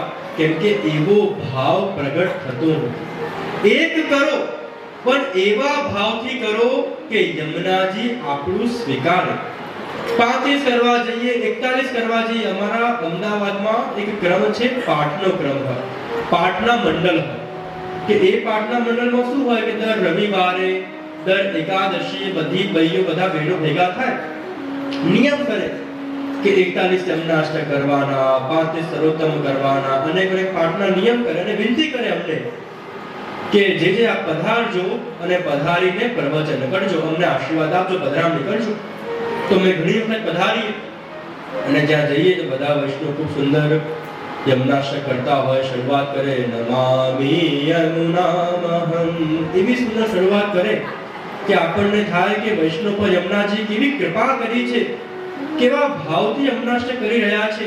અને જ્યાં અડધો કલાક થાય, 1 કલાક થાય, ઘડિયાળ પર ધ્યાન જાય કે 3 વાગે આવ્યા હતા, 5:30 6 વાગી ગયા છે, ઘરે જવાનું છે, રસોઈ કરવાની છે. જ્યારે વિચાર આવે ને જુએ કે હજુ તો 10 જ યમનાષ્ટક થયા છે, હજુ 20 બાકી છે, પછી પોતાની ગાડી એવી દોડાવે નમામિ યમુનામહં સકલ સિદ્ધિ એવી દોડાવે કે ખબર પણ ના પડે કે યમનાષ્ટક કરે છે કે બીજું કંઈ કરે છે. મને પૂરો વિશ્વાસ છે કે અમારા જેતપુરના વૈષ્ણવ એટલા ડાયા છે ને કે આવું કંઈક કરતા જ નથી. એવા ભાવથી યમનાષ્ટક કરે કે યમુનાજી પણ શ્રવણ કરે, એમને પણ આનંદ થાય. કહેવાનો તાત્પર્ય એ કે ભલે એક કરો, એક યમનાષ્ટક કરો, પણ એવા ભાવથી, એવા શુદ્ધતાથી કરો, એવી પવિત્રતાથી, એવા રસથી, એવા પ્રેમથી કરો કે તમને પણ આનંદ થાય અને યમુનાજીને પણ આનંદ થાય. કેમ કે આપણા પુષ્ટિ ભક્તિ માર્ગમાં જેવી કૃપા યમુનાજી કરે છે એવી કૃપા અન્ય કોઈ સ્વરૂપ કરતું જ નથી. 41 પદમાં પણ આજ્ઞા થાય કે શ્રી યમુના સે નાહી કોઈ ઓર દાતા, કે જેવી કૃપા યમુનાજી કરે એવી કૃપા તો આ પુષ્ટિ ભક્તિ માર્ગમાં જગતમાં કોઈ કરતું જ નથી. શ્રી યમુના જી નાહી કોઈ ઓર દાસ નાહી ઓર દાતા. અષ્ટ સખા પણ ગાન કરે છે કે જેવી કૃપા યમુનાજી કરે છે. ગોવિંદ સ્વામી કહી રહ્યા છે કે શ્રી યમુના સે નાહી કોઈ ઓર દાતા, કે જેવી કૃપા, જેવી કરુણા, જેવી કૃપા સ્વયં યમુનાજી કરી રહ્યા છે એવું તો બીજું કોઈ કરતું જ નથી. આવા અલૌકિક સ્વરૂપ છે કે હું મારું તન મન ધન બધું એમને વાળી જઉં છું.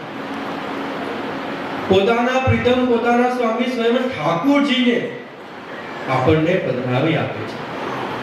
આપણે ઠાકોરજીની સેવા કરતા હોઈએ તો ઠાકોરજીની સેવા ભાવ પ્રગટ ન થતું, તો જે યમુનાજીની ભક્તિ કરે, યમુનાજી એવી કૃપા કરે છે કે એ જીવને પ્રભુમાં ભાવ પ્રગટ થઈ જાય છે. મુકુંદરથી વળતું, કે જેને મુકુંદમાં, ભગવાનમાં રતિ ના હોય, ભક્તિ ના હોય, ભાવ ના હોય, પણ યમુનાજીની ભક્તિ કરે તો યમુનાજી એવી કૃપા કરે છે કે એને પ્રભુમાં ભાવ પ્રગટ થઈ જાય છે. એવા દાન અહીંયા શ્રી યમુનાજી સુખનું દાન કરે છે. કયું સુખ? પ્રભુનું સુખ આપે છે, પ્રભુની સેવાનો સુખ આપણને આપે છે. પ્રસંગ આવે કે દાન બળો કે દાતા, તો દમલાજી કહે કે અરે દાન તો બધા કરે, જેના પાસે ઘણું બધું હોય ને એમાંથી થોડું આપે એ મહત્વની વાત નથી, પણ જેના પાસે જે હોય એ બધું આપી દે એ મહત્વની વાત છે. અને એવા શ્રી મહાપ્રભુજી છે કે પોતાનું સર્વસ્વ, પોતાના ઠાकुरજી એ વૈષ્ણવને પધરાવી દે છે. मैं अपनो सर्वस्व पधरा देत हूं याकी નીકી ભાતી શું સેવા કરું. વિચારતા પણ નથી કે આ જીવ ઠાકોરજીના સુખનો વિચાર કરશે કે નહીં કરે, પણ જીવ છે, પ્રભુ લાયક છે, પ્રભુની સેવા કરવાનો પાત્ર છે, તો પોતાનો સર્વસ્વ એને પધરાવી દે છે. એવા કૃપાળુ શ્રી મહાપ્રભુજી છે. હંમેશા આપણા હૃદયમાં ક્યારે પણ કોઈ વિનંતી હોય, મનમાં થાય કે મારે પ્રભુની સેવા કરવી છે, તો આપણા શ્રી મહાપ્રભુજી મહોદાર ચરિત્રમાં ઉદાર તો છે પણ મહોદાર છે, મહાઉદાર છે, કે પોતાનું સર્વસ્વનું દાન કરે છે. કોઈ પણ વિનંતી હોય, વલ્લભને વિનંતી કરીએ તો વલ્લભ એવી કૃપા કરે કે આપણા બધા મનોરથ પૂર્ણ કરી દે છે. એક વખત એક બાદશાહ અકબર જંગલમાં સૈર કરવા ગયા, અને જ્યાં જંગલમાં ગયા અને સૈર કરતા કરતા બાદશાહ અકબર ખોવાઈ ગયા. અને જ્યાં બાદશાહ અકબર ખોવાઈ ગયા તો એક એવા ઇલાકામાં પહોંચી ગયા કે જ્યાં કોઈ હતું જ નહીં, પણ ત્યાં એક ગરીબ માણસ, એ ગરીબ માણસ જોવે કે ઘોડામાં કોઈ બહુ મોટો વ્યક્તિ આવ્યો છે, ખબર નહીં કે આ બાદશાહ છે. વિચાર્યું કે કોઈ વ્યક્તિ ખોવાઈ ગયો છે, હું એની સેવા કરું. એ ગરીબ માણસે એ બાદશાહને પોતાના ઘરમાં સ્થાન આપ્યું, સુંદર ભોજન કરાવડાયું. બાદશાહ બહુ ખુશ થયા કે હું અકબર છું, આગ્રાથી આવ્યો છું, જીવનમાં ક્યારે પણ કઈ જરૂર હોય મારી પાસે આવજે, તને હું બધું આપી દઈશ. એ ગરીબ માણસ પોતાના કામ કરતો, પોતાની મહેનત કરતો, ભગવાનની કૃપાથી ક્યારે જરૂર પડી ને 6 મહિના થયા. એવી જીવનમાં તકલીફ આવી, પણ યાદ આવ્યું કે અકબર નામનો વ્યક્તિ મારી પાસે આવ્યો હતો અને મને કહ્યું હતું કે જીવનમાં જ્યારે પણ જરૂર હોય તો મારી પાસે આવજે, હું તારી મદદ કરીશ. આગ્રામાં ગયો. આગ્રામાં જઈને બધાને પૂછ્યું કે અકબર કોણ છે, અકબર ક્યાં રહે છે. એને ખબર નથી કે બહુ મોટા બાદશાહ છે. બધા કહે કે અરે અકબર તો બહુ મોટા બાદશાહ છે, અકબર તો એના પોતાના મહેલમાં હોય. એ વ્યક્તિ બાદશાહના મહેલમાં ગયો છે અને મહેલમાં જઈને જોયું, કહ્યું કે અકબર તમે મને કહ્યું હતું કે જ્યારે પણ મને જરૂર હોય તમે મને હેલ્પ કરશો, મદદ કરશો, હું તમારી મદદ લેવા આવ્યો છું. તે સમયે અકબર પોતાની નમાઝ વાંચી રહ્યો હતો, પોતાના ખુદાથી એમની બંદગી કરી રહ્યો હતો, પ્રાર્થના કરી રહ્યો હતો. તો કહ્યું કે થોડી વાર ઊભો રહે. 10 મિનિટ થઈ, 15 મિનિટ થઈ ને પછી જ્યારે બાદશાહનું કામ થઈ ગયું, બાદશાહનું કાર્ય પૂર્ણ થઈ ગયું, બાદશાહે પૂછ્યું કે બોલ ભાઈ તું કેમ આવ્યો છે, શું થયું છે, તને શું જોઈએ છે? તો એ કહે છે કે બાદશાહ હું તમારાથી મદદ માંગવા આવ્યો છું, હું બહુ તકલીફમાં છું, બહુ હેલ્પ લેવા આવ્યો છું. બાદશાહ કહે કે ભાઈ તને શું જોઈએ છે? અને ત્યારે એ ગરીબ વ્યક્તિ કે બાદશાહ મને એક વાત કરો કે તમે અત્યારે અહીંયા શું કરી રહ્યા હતા? હું જ્યારે આવ્યો તો મેં જોયું કે તમે બેસીને કે કરતા હતા, તમે શું કર્યું? ત્યારે એ કે હું અત્યારે અહીંયા બેસીને નમાઝ વાંચી રહ્યો હતો કે મારા જે ખુદા છે એમના પાસે મારા માટે સારું માંગી રહ્યો હતો કે મને શાંતિ મળે, મને સારું મળે, મને સુખ મળે, એના માટે પ્રાર્થના કરી રહ્યો હતો. આ સાંભળવા માત્રમાં એ ગરીબ માણસ ત્યાંથી ભાગતો જતો રહ્યો. બાદશાહ ભાગતો ભાગતો પાછળ ગયો કે અરે ભલા માણસ તું મારા પાસે મદદ માંગવા આવ્યો, બહુ દુખી છે, બહુ તકલીફમાં છે, હેલ્પ લેવા આવ્યો છે અને ભાગી કેમ ગયો? તો એ માણસ કહે છે, એ ગરીબ કહે છે કે અરે બાદશાહ તમે આ ભારતના આટલા મોટા બાદશાહ છો, આટલા મોટા વ્યક્તિ છો, પણ તમે પણ તમારે ખુશી માટે, સુખ માટે તમે ખુદાથી માંગતા હોય તો હું તમારાથી કેમ માંગુ? હું પણ મારા ભગવાનથી જ માંગુ ને. આપણા પ્રભુ એવા કૃપાળુ છે, મહાપ્રભુજી એવા મહોદાર છે કે આપણને બધું આપે જ છે, આપણા બધા મનોરથ પૂર્ણ કરે જ છે. જે વ્યક્તિ, જે મહાપુરુષ, જે મહોદાર હોય, જે પોતાનું સર્વસ્વ ઠાકુરજી આપી દે તો વિચારો એ કૃપા કરીને વૈષ્ણવને કેવું સુખ આપતા હશે. શ્રી મહાપ્રભુજી એવા મહોદાર છે કે ક્યારે પણ મનમાં કઈ વિનંતી હોય, મનમાં કઈ મનોરથ હોય અને વલ્લભને વિનંતી કરીએ તો વલ્લભ એવા કૃપાળુ છે કે વલ્લભ આપણા બધા મનોરથ પૂર્ણ કરે છે. અને ત્યાં દ્વારકેશલાલજી મહારાજશ્રીને સુંદર પવિત્રનો પ્રસંગ યાદ આવી રહ્યો છે. શ્રાવણ શ્યામલે પક્ષે એકાદશ્યા મહાનિશિ સાક્ષાત ભગવતા પ્રોક્તમ તદ અક્ષરશ ઉચ્ચતે. સુંદર પવિત્રનો પ્રસંગ યાદ આવી રહ્યો છે. અને ત્યાં 11મી ને 12મી પંક્તિમાં ખૂબ સુંદર મૂળ પુરુષમાં ગાન કરી રહ્યા છે અને પવિત્રનું વર્ણન કરી રહ્યા છે. આપણે શ્રવણ કરીએ.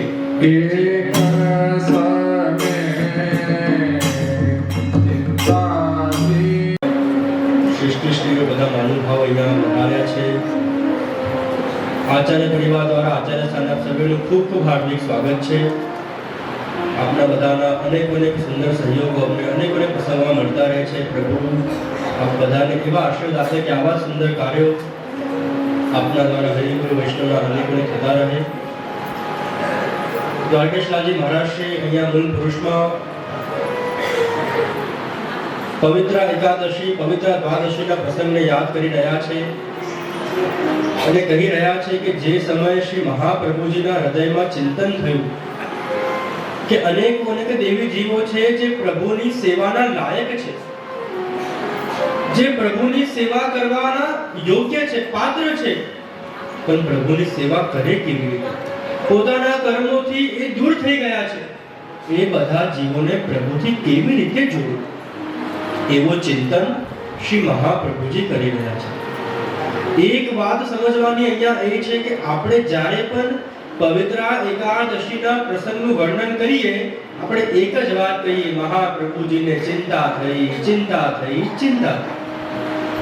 સમજવાની વાત એ છે, એક વાત હંમેશા યાદ રાખજો કે ચિંતા તો આપણા જેવા જીવો કરે, મહાપ્રભુ ચિંતા ના કરે, ચિંતન કરે.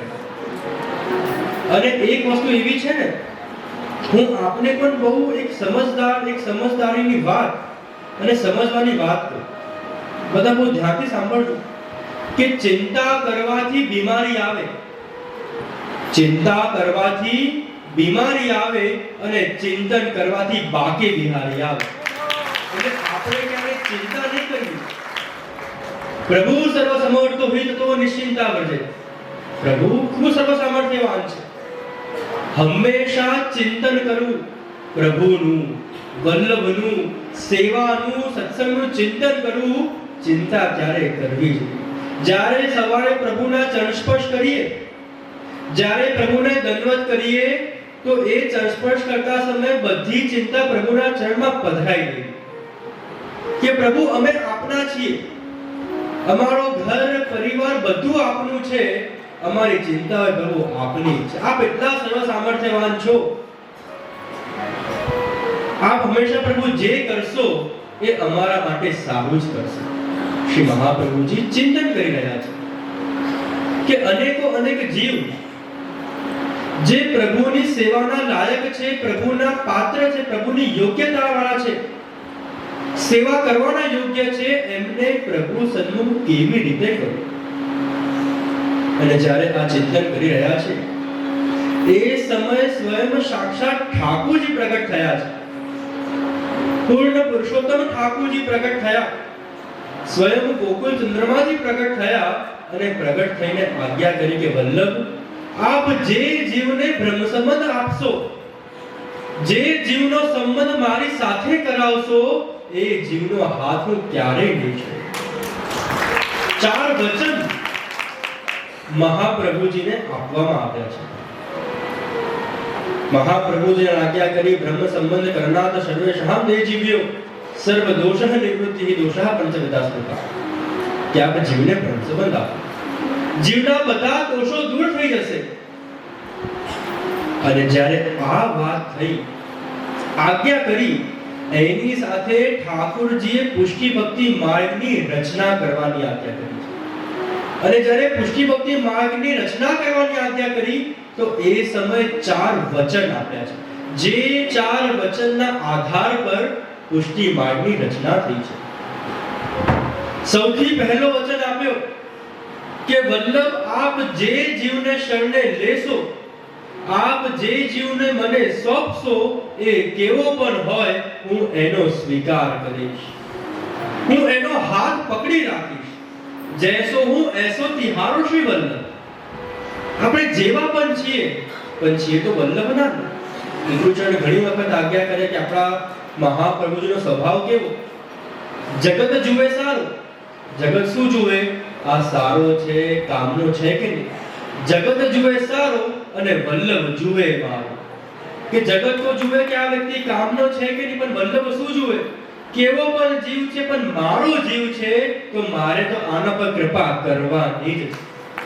તો અહીંયા ઠાકોરજી સૌથી પહેલો વચન આપ્યો કે જે પણ જીવને શરણે લેશો, એ જીવનો હું સ્વીકાર કરીશ. બીજો વચન આપ્યો કે એક વખત જે જીવ મારા શરણે આવશે, એક વખત જે જીવનો હાથ હું પકડીશ, એને ક્યારે છોડીશ નહીં, એને ક્યારે મારાથી દૂર કરીશ નહીં, એનો ત્યાગ હું ક્યારે કરીશ નહીં. ત્રીજો વચન આપ્યો કે આપની કાનીથી, આપની આડીથી એ જીવ મને જે ધરશે, એ હું પ્રેમથી આરોગીશ. રાયજની સેવા કો માનદ મેરુ સમા. કે આપનો વૈષ્ણવ મને જે ભાવથી ધરશે, એની ભાવથી ધરેલી મિશ્રીમાં પણ મને સખડીનો આનંદ આવશે, એવા ભાવથી સેવા કરવાની. અને ચોથો વચન આપ્યું કે આપ જે પણ વૈષ્ણવના ઘરે મને પધરાવશો એ વૈષ્ણવના ઘરે હું પ્રગટ સ્વરૂપે બિરાજીશ. આ 4 વચન શ્રી મહાપ્રભુજીને ઠાકોરજી આપ્યા છે. આપણા ઘરમાં જે ઠાકોરજી બિરાજી રહ્યા છે એ પૂર્ણ પુરુષોત્તમ પ્રગટ સ્વરૂપે બિરાજી રહ્યા છે. એક વૈષ્ણવ ઠાકોરજીની સેવા કરતા થોડા સ્વાર્થી હતા. તમે બધા તો ડાયા છો કે ભાવથી ભક્તિથી સેવા કરો, પણ ઘણી જગ્યાએ એવા જોવા મળે કે સ્વાર્થી વૈષ્ણવ પ્રભુની સેવા કરતા કે મને તો આ જોઈએ, મને પેલું જોઈએ, મને ફલાણું જોઈએ, આખી લિસ્ટ લઈને બેસતા. 6 મહિના ઠાકોરજીની સેવા કરી પણ ઠાકોરજી કંઈ આપ્યું નહીં.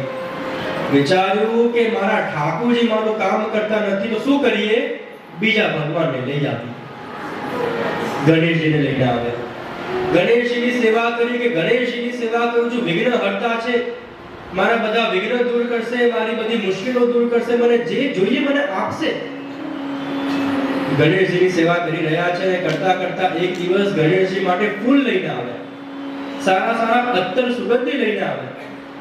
અને જ્યારે સુગંધી લઈને આવ્યા ત્યારે ગણેશજી પાસે મૂકી, બાજુમાં ઠાકોરજી બિરાજી રહ્યા છે. મનમાં વિચાર થયો કે આટલા સુંદર ફૂલ લઈને આવ્યો છું, આટલી સરસ સરસ સુગંધી લઈને આવ્યો છું, પણ જો આ ફૂલની સુગંધ આ ઠાકોરજી લઈ લે તો એમને તો મારું કામ કર્યું નથી.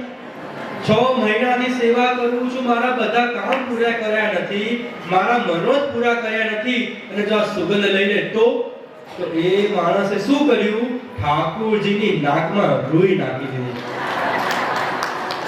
આવા અખતરા તમે કોઈ કરતા નહીં હો.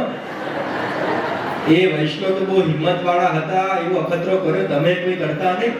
શું કર્યું, ઠાકોરજીના નાકમાં રૂઈ નાખી દીધી. અને જ્યાં ઠાકોરજીના નાકમાં રૂઈ નાખી, ઠાકોરજી જોર જોરથી હસવા લાગ્યા. બોલ, તને શું જોઈએ, તું જે માંગીશ તને આપીશ. એ ભક્ત કહે, વૈષ્ણવ કહે કે અરે પ્રભુ, 6 મહિના આપની સેવા કરી, નિત્ય નવા નવા શૃંગાર, નવા નવા વસ્ત્ર, નવા નવા ભોગ ધર્યા, એવો આનંદથી આપણે લાલ લડાવ્યું, ત્યારે આપે મને પૂછ્યું નહીં. પણ જ્યારે આપની નાકમાં રૂઈ નાખું છું ત્યારે આપ મને પૂછો છો એવું કેમ? ત્યારે ઠાકોરજી કહે કે અરે વૈષ્ણવ, તે 6 મહિના મારી બહુ સેવા કરી, પણ એ 6 મહિના તે સેવા કરી મને એક મૂર્તિ માનીને, પણ આજે તે મારા નાકમાં પ્રગટ માનીને રૂઈ નાખી છે, એટલે તારા પર પ્રસન્ન થયું. આપણા ઘરમાં બિરાજતા પ્રભુ એ ખાલી સ્વરૂપ કે મૂર્તિ નથી, એ સ્વયં પૂર્ણ પુરુષોત્તમ ઠાકોરજી આપણા ઘરમાં બિરાજી રહ્યા છે. અને ઠાકોરજી ઘરમાં બિરાજે તો એ ઘર ખાલી ઘર નહીં પણ એ વ્રજ બની જાય છે. ઠાકોરજીએ મહાપ્રભુજીને કીધું કે વલ્લભ, मैं व्रज छोड़ के कहीं नहीं पधारूंगा, मैं व्रज सु कहीं जाऊंगा ही नहीं.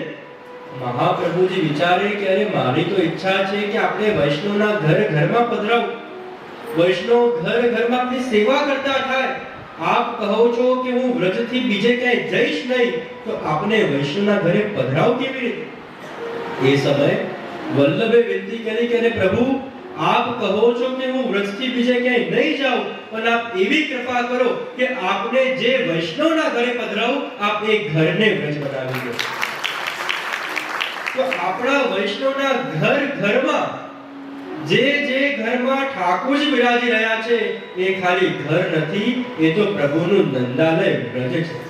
આપણે નંદ મહોત્સવ કહીએ, નંદ ઘેરા આનંદ ભયો જય કન્હૈયાલાલ. શું કહીએ?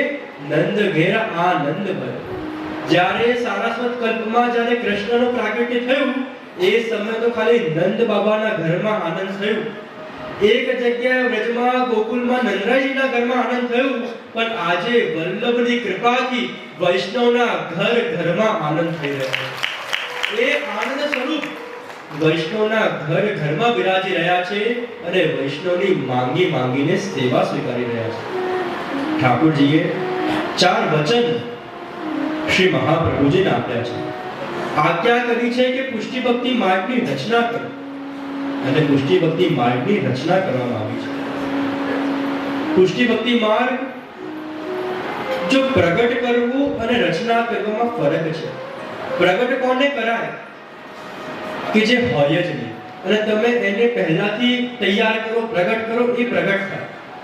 પણ પુષ્ટિ માર્ગ એ તો પહેલાથી આપણા વેદ શાસ્ત્રમાં હતું. પહેલાથી વેદમાં આપણો માર્ગ બિરાજી રહ્યો હતો. શ્રી મહાપ્રભુજીએ એ માર્ગમાં એ વેદ શાસ્ત્રમાંથી પુષ્ટિ માર્ગની રચના કરી છે, જે પ્રમાણ ચતુષ્ટય છે. વેદઃ શ્રી કૃષ્ણ વાક્યાની વ્યાસ સૂત્રાણી ચેવહિ સમાધિ ભાષા વ્યાસસ્ય પ્રમાણમ ચતુષ્ટય. કે એ જે પ્રમાણ ચતુષ્ટય છે, વેદ, બ્રહ્મસૂત્ર, ભાગવતજી અને ભગવદ ગીતા, આ ચારેયના અંદર પહેલાથી પુષ્ટિ માર્ગ હતું. આ ચારેયનું સાર લઈને પુષ્ટિ ભક્તિ માર્ગની રચના શ્રી મહાપ્રભુજીએ કરી છે. આ ચારેયનો આધાર લઈને, ચારેયનું પ્રમાણ લઈને શ્રી મહાપ્રભુજીએ પુષ્ટિ માર્ગની રચના કરી છે. અને એ સમયે જ્યારે શ્રી મહાપ્રભુજીની સામે ઠાકોરજી પ્રગટ થયા, એવું સૌંદર્ય, એવું માધુર્યનું સ્વરૂપ, મહાપ્રભુજીના ચિંતનને દૂર કર્યું અને એવું સુંદર સ્વરૂપ કે ત્યારે શ્રી મહાપ્રભુજી ઠાકોરજીની સ્તુતિ ગાન કરતા એ સમયે મધુરાષ્ટકમની રચના શ્રી મહાપ્રભુજી કરી રહ્યા છે. મનમાં થયું કે ઠાકોરજી પ્રગટ થયા છે, ઠાકોરજીને શું ધરાવ, શું પધરાવ. કંઠ પવિત્ર આગલે પહેરાયો વિશ્વી ભોગ ધરી મનભાય. પોતાના હાથે સુંદર પવિત્ર સિદ્ધ કર્યા છે, ઠાકોરજીને પવિત્ર ધરાવ્યા છે અને સુંદર કેસરવાળી મિશ્રી ભોગ ધરી છે. દામોદરદાસ હરસાની ત્યાં બેસીને આખો પ્રસંગ જોઈ રહ્યા છે. મહાપ્રભુજી દમલાજી પાસે ગયા. દમલાજીને પૂછે છે, દમલાજી तुमने કછું સુન્યો, આપને સુન્યો કે સાંભળ્યું? અને દમલાજી કહે છે કે જયરાજ, સુન્યો તો સહી પણ કછું સમજ્યો નહીં. આજ પુષ્ટિ ભક્તિ માર્ગનો આધાર, પુષ્ટિ ભક્તિ માર્ગનો સિદ્ધાંત કે શ્રવણ તો બધું જ કર્યું, સુન્યો તો સહી પણ સમજ્યો નહીં. કે મારું કર્તવ્ય હતું, મેં સાંભળ્યું તો બધું લીધું, પણ જ્યાં સુધી વલ્લભ કૃપા નહીં કરે ત્યાં સુધી મને કે સમજ નહીં આવે. વલ્લભ કૃપા કરે તો દુર્બોધ વાણી પણ સુબોધ થઈ જાય. વલ્લભ કૃપા કરે તો પુષ્ટિ ભક્તિ માર્ગના એક એક ગ્રંથ આપણને સમજ આવવા લાગે. અને એ સમય મહાપ્રભુજી આજ્ઞા કરી કે જઈને યમુનાજીમાં સ્નાન કરી આવો. અને પવિત્ર દ્વાદશીના દિવસે પુષ્ટિ ભક્તિ માર્ગનું સૌ પ્રથમ બ્રહ્મ સંબંધ શ્રી મહાપ્રભુજીએ દામોદરદાસ દર્શાનીજી દમલાજીને આપ્યું છે. દમલાજીના હૃદયમાં એવી દિનતા પ્રગટ થઈ કે પહેલું બ્રહ્મ સંબંધ દમલાજીને પ્રાપ્ત થયું છે. અને ત્યાં આગળ શ્રી મહાપ્રભુજી દ્વારકેશલાલજી મહારાજ શ્રી મહાપ્રભુજીના ગુણગાન કરતા 13મી પંક્તિમાં ખૂબ સુંદર ગાન કરે છે અને કહે છે,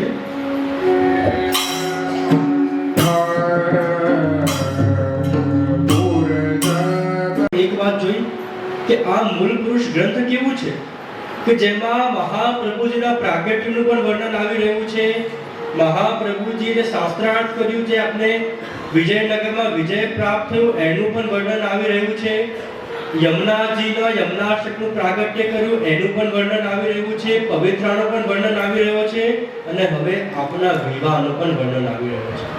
મહાપ્રભુજીના અનેકો અનેક પ્રસંગ અહીંયા દ્વારકેશલાલજી મહારાજ શ્રી પોતાના મૂળ પુરુષમાં વર્ણન કરી રહ્યા છે કે જ્યારે બીજી પરિક્રમા કરતા શ્રી મહાપ્રભુજી વિઠ્ઠોબા પધાર્યા. પોતાના નિધિ સ્વરૂપ પોતાના ઠાકોરજી મુકુંદરાયજીની સેવા કરી રહ્યા છે. સેવા કરતા કરતા મુકુંદરાયજી એવું હાસ્ય કરી રહ્યા છે અને હાસ્ય કરતા કરતા કહે છે કે વલ્લભ, આપ મારી વાત નહીં માનો ને? અને વલ્લભ કહે છે કે નહીં પ્રભુ, આપની વાત હું નહીં માનું. વિઠ્ઠોબાની સેવામાં પધાર્યા છે, વિઠ્ઠલનાથજીની સેવા કરી રહ્યા છે અને સેવા કરતા કરતા પરસ્પર એવો આનંદ, એવો સ્નેહ, એવો સ્મિત પ્રગટ થઈ રહ્યો છે. આપશ્રીને સ્નાન કરાવ્યા, આપણે ભોગ રહ્યા, દંડવત સ્પર્શ કરીને સંધ્યા સમયે શ્રી મહાપ્રભુજી ભાગવતજીનું પારાયણ કરી રહ્યા છે, સત્સંગ કરી રહ્યા છે. અને એ સમય સ્વયં વિઠ્ઠલનાથજી યુગલ સ્વરૂપ શ્રી મહાપ્રભુજીને મળવા પધાર્યા છે. ઊભા રહીને મહાપ્રભુજીના સત્સંગને શ્રવણ કરી રહ્યા છે. મહાપ્રભુજીની દ્રષ્ટિ પડી કે સ્વયં વિઠ્ઠોબા વિઠ્ઠલનાથજી સ્વામી સ્વરૂપ પધાર્યા છે, યુગલ સ્વરૂપ પધાર્યા છે. મહાપ્રભુજી એમની પાસે પધાર્યા, દંડવત કર્યા કે "અરે પ્રભુ, આપ કેમ પધાર્યા? આપે આજ્ઞા કરી હોત તો હું પોતે આવી જાત." વિઠ્ઠલનાથજી કહે કે મારે આપને એક આજ્ઞા કરવી છે, મારે આપનાથી એક વચન લેવું છે. મહાપ્રભુજી કહે કે આપ આજ્ઞા કરો, શું આજ્ઞા છે? વચન નિશ્ચય શ્રી નાથે માંગ્યું, કીધી શ્રી વલ્લભજી શું વાત? અમને તો ઈચ્છા એ છે હું નંદન તમે પા, કે અમારી તો ઈચ્છા એ છે કે આપ વિવાહ કરો, આપ લગ્ન કરો. મારે આપના ઘરે આપના પુત્ર સ્વરૂપે પ્રગટ થવું છે. સ્વયં વિઠ્ઠોબા આજ્ઞા કરી રહ્યા છે, વિઠ્ઠલનાથજી આજ્ઞા કરી રહ્યા છે કે મારે આપના ઘરે આપના બાલક સ્વરૂપે પ્રગટ થવું છે. અને જ્યારે વિઠ્ઠલનાથજીએ આવી આજ્ઞા કરી, કહ્યું કે કાશીમાં મહાલક્ષ્મી નામના એક કન્યા છે, આપ કાશીમાં એમના સાથે વિવાહ કરો. મહાપ્રભુજી કાશી પધાર્યા છે, સ્વયં ઠાકોરજી આજ્ઞા કરી છે,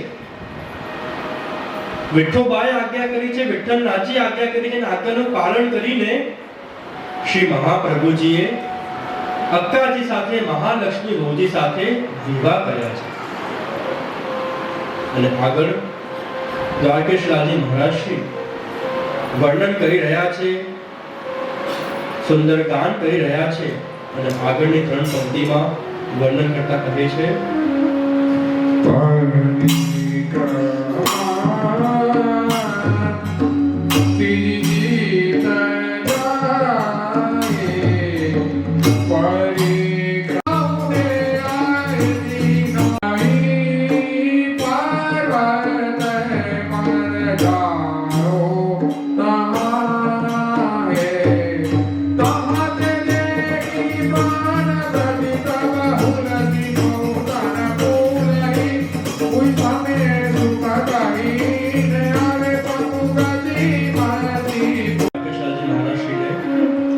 એવા સુંદર દર્શન થઈ રહ્યા છે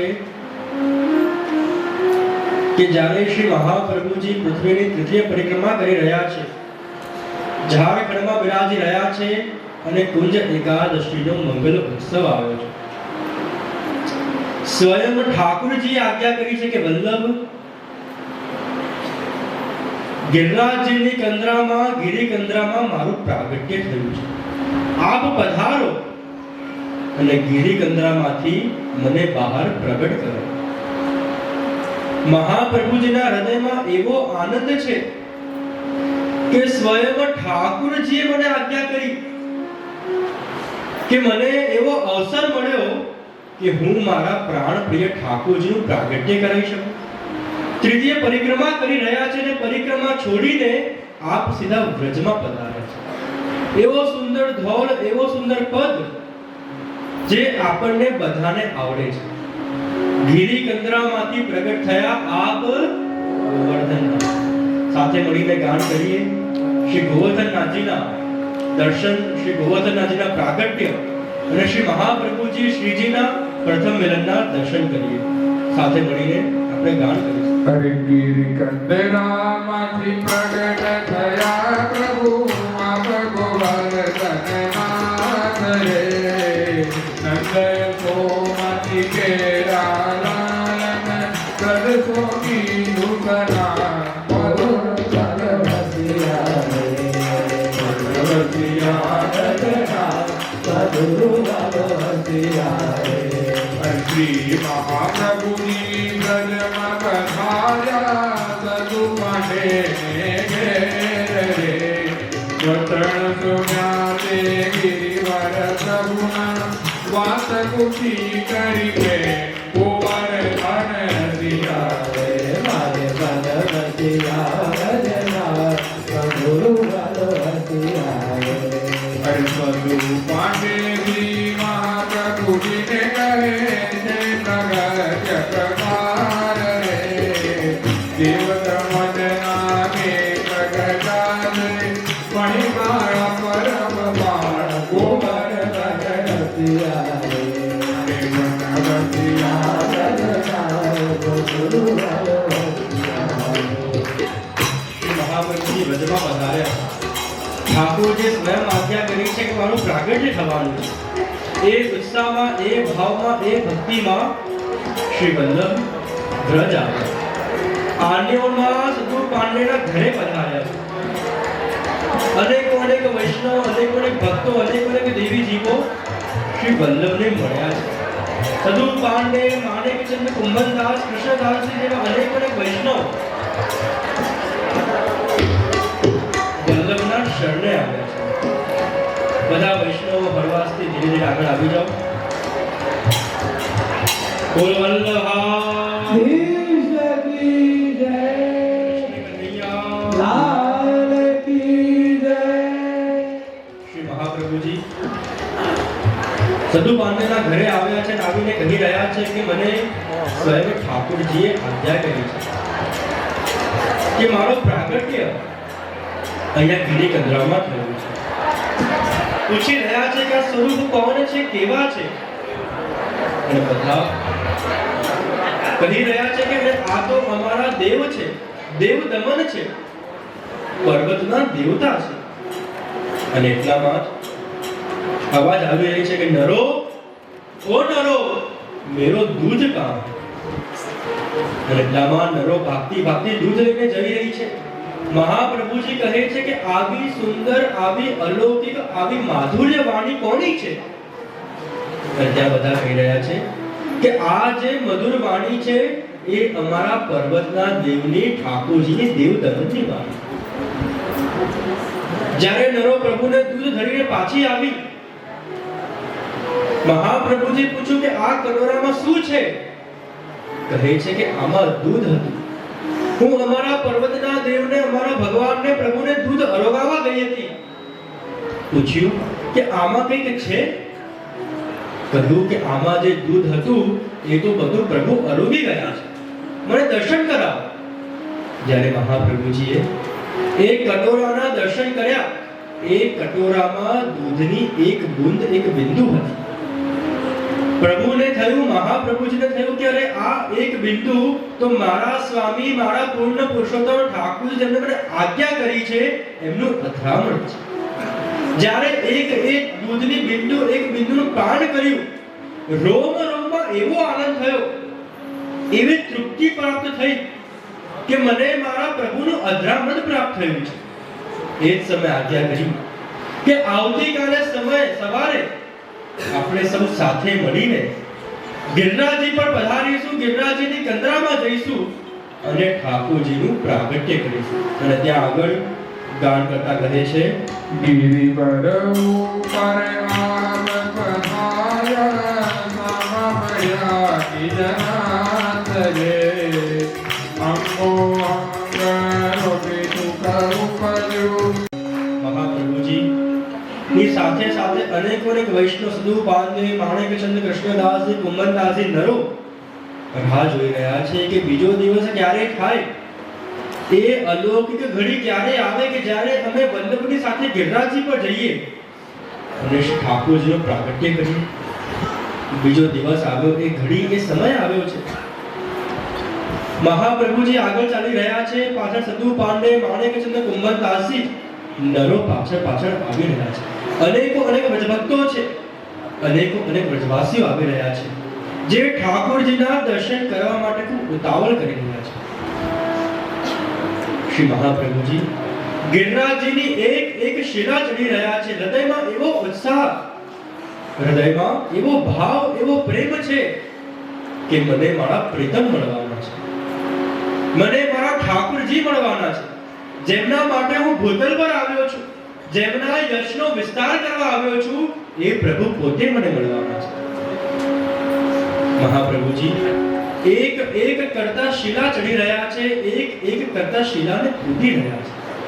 જ્યાં ચડતા ચડતા ચડતા મહાપ્રભુજી મધ્ય પર આવ્યા અને એ મુખારવિંદમાંથી ઠાકોરજી જોઈ રહ્યા છે કે મારા વલ્લભ એ ચડતા ચડતા આવી રહ્યા છે. ઠાકોરજીના હૃદયમાં એવો ઉત્સાહ કે રાહ પર નથી જોતા અને ત્યાં કૂદકો મારીને બહાર આવી જાય છે. એક બાજુથી ઠાકોરજી દોડી રહ્યા છે, એક બાજુ વલ્લભ દોડી રહ્યા છે. વલ્લભને થાય છે મને ઠાકોરજી મળશે, ઠાકોરજીને થાય છે મને મારા વલ્લભ મળશે. એ બંને ભાગતા ભાગતા ભાગતા ભાગતા ભાગતા એ ગિરિરાજના મધ્યમાં આવ્યા છે અને ત્યાં બંનેનો એવો અલૌકિક પ્રથમ મિલન થયો છે.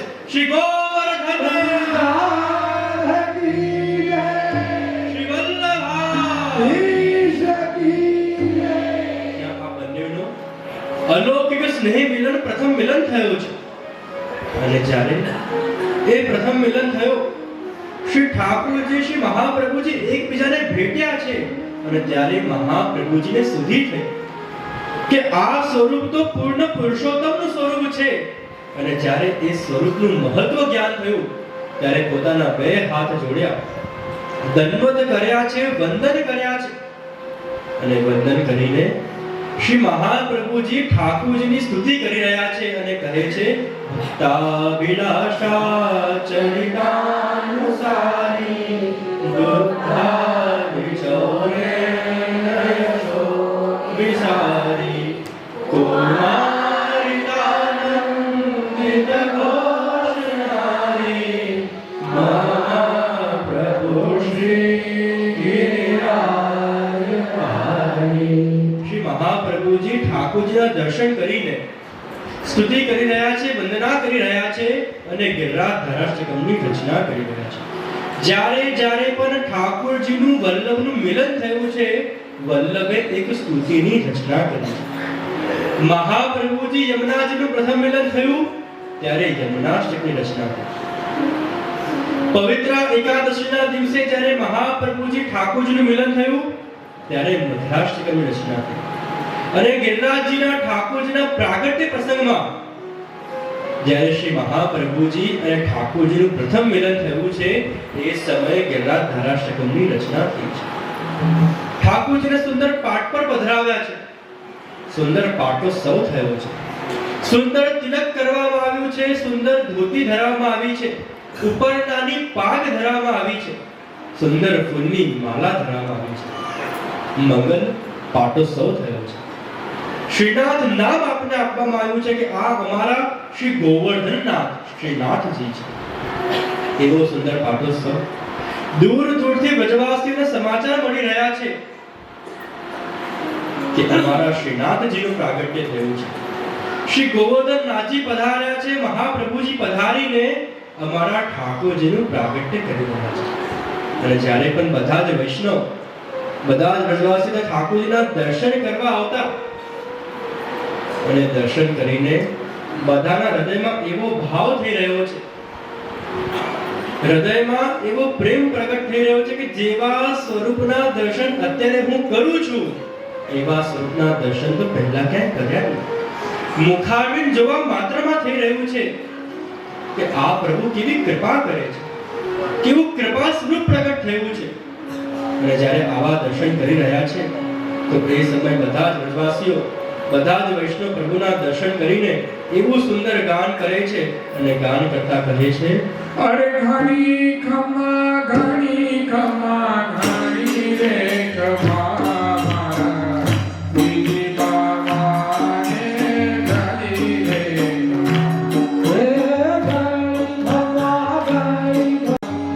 ગજનો પ્રદેશ કાને કેવડનો રાજા, અરે કેવડના રાજા ને કેવડના ઓ કેવડના રાજા ને ઘણી રે ખમા મારા બીજી બાવાને ઘણી રે આ ખાલી બહેનો માટે નથી, પુરુષોને બી લાગુ પડે તો જેટલા બી પુરુષો છે એ લોકોને પોતાની જગ્યાએ ઊભા થઈ શકે છે. બધા પુરુષો બી ઊભા થઈ શકે છે પોતાની જગ્યાએ. એ હાલો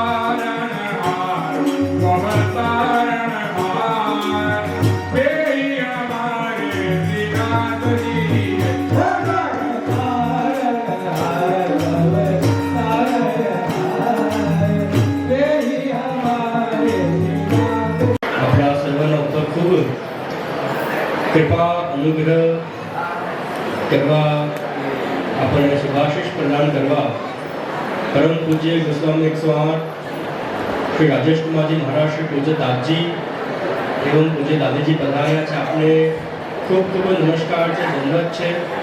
અને આપણે સૌ મળીને આપનું ખૂબ ખૂબ હાર્દિક સ્વાગત કરી રહ્યા છીએ. અને હાલ જ ખૂબ પરમ સ્નેહી, પરમ આત્મીય વૈષ્ણવ રમેશભાઈ ભરૂચ પણ અત્યારે આપણા કથાક્ષેત્રમાં સભામાં આવ્યા છે. એમનું પણ ખૂબ ખૂબ હાર્દિક સ્વાગત કરી રહ્યા છીએ. ખૂબ આનંદ, પ્રસન્નતા છે કે આજે સ્વયં દાદી આપણા બધાના ઉપર આશીર્વાદ આપવા, આપણા બધા પર અનુગ્રહ કરવા સ્વયં દાદી પધાર્યા છે.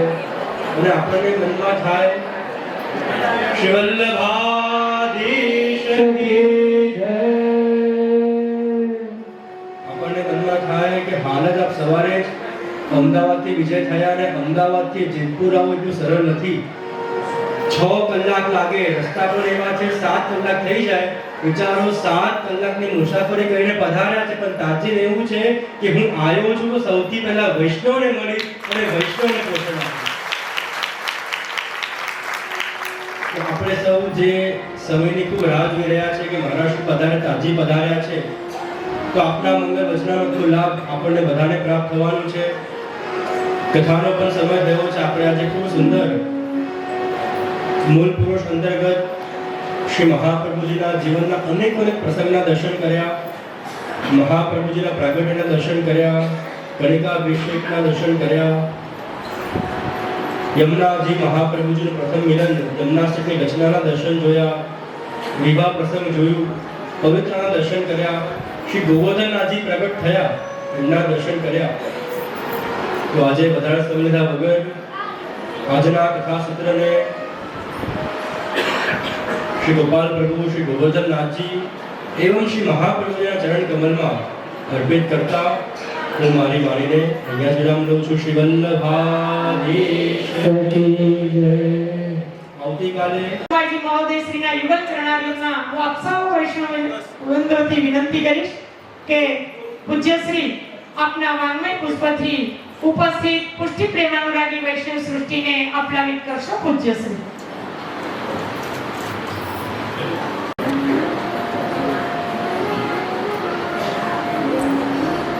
श्री गोपाल लाल प्यारे की जय, श्री गोवर्धन नाथ की जय, श्री वल्लभाधीश की जय, श्री गोसाई जी परम दयाल की जय, श्याम सुंदर श्री यमुने महाराज की जय. बोलिए श्री कृष्ण कन्हैया लाल की जय. થોડો અવાજ હજી ઓછો છે. બધા ફરી તૈયાર થઈ જાઓ, સાથે મળીને તૈયાર છો? પાછળ બહેનો ખુરશીવાળા તૈયાર છો? હા ચલો. બોલીએ શ્રી વલ્લભાધીશ કી જય. સમાજની બહાર ગયો, બસ સ્ટેન્ડ નથી ગયો. આપણે ક્યાં પહોંચાડો છો ખબર છે? બસ સ્ટેન્ડ સુધી. સરસ, ફરી તૈયાર થઈ જાઓ એકવાર. બોલીએ શ્રી વલ્લભાધીશ કી જય. વ્રજધામ સુધી પહોંચી ગયા. નમો ભગવતે તસ્મૈ કૃષ્ણાયાત્મકર્મણે રૂપ નામ વિભેદેન જગત કૃતિવત પુષ્ટિમાર્ગે સર્વજ્ઞ કરુણા સપૂરિત श्रेष्ठ फल प्रदाता च तस्मै श्री गुरवे नमः.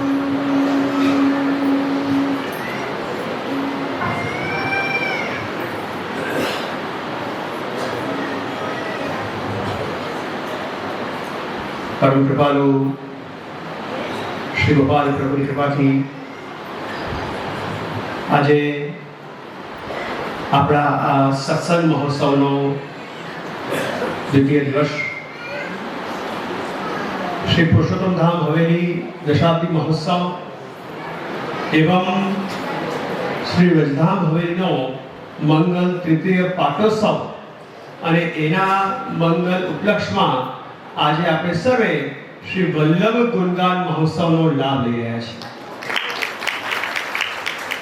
આ દ્વિતીય દિવસની આપ સર્વને ખૂબ ખૂબ મંગલ વધાઈ છે. આજના આ મંગલ દિવસે ખાસ તમારા અમારા અને ચિરંજીવ બાબા પર કૃપા કરી અમદાવાદથી સ્પેશિયલી આશીર્વાદ આપવા અને તમને બધાને સત્સંગ પીરસવા માટે પરમ પૂજ્યપાદ ગોસ્વામી શ્રી રાજેશ કુમારજી મહારાજશ્રી પૂજ્ય પિતૃચરણ આપણી વચ્ચે ઉપસ્થિત છે. આપણે સર્વે એમનું ખૂબ ખૂબ મંગલ સ્વાગત કરીએ છીએ. ખરેખર આજે તો મારે કંઈ બોલવાનું છે જ નહીં, કેમ કે બાવા સુંદર મજાની કથા કરી રહ્યા છે અને જે મૂળ પુરુષ ઉપર શ્રી વલ્લભ ચરિતામૃત કથા થઈ રહી છે એવા અમારા ઘરના મૂળ પુરુષ આજે પ્રગટ છે. એટલે આજે તો ખરેખર આપણે એમનો પૂર્ણ લાભ લઈશું.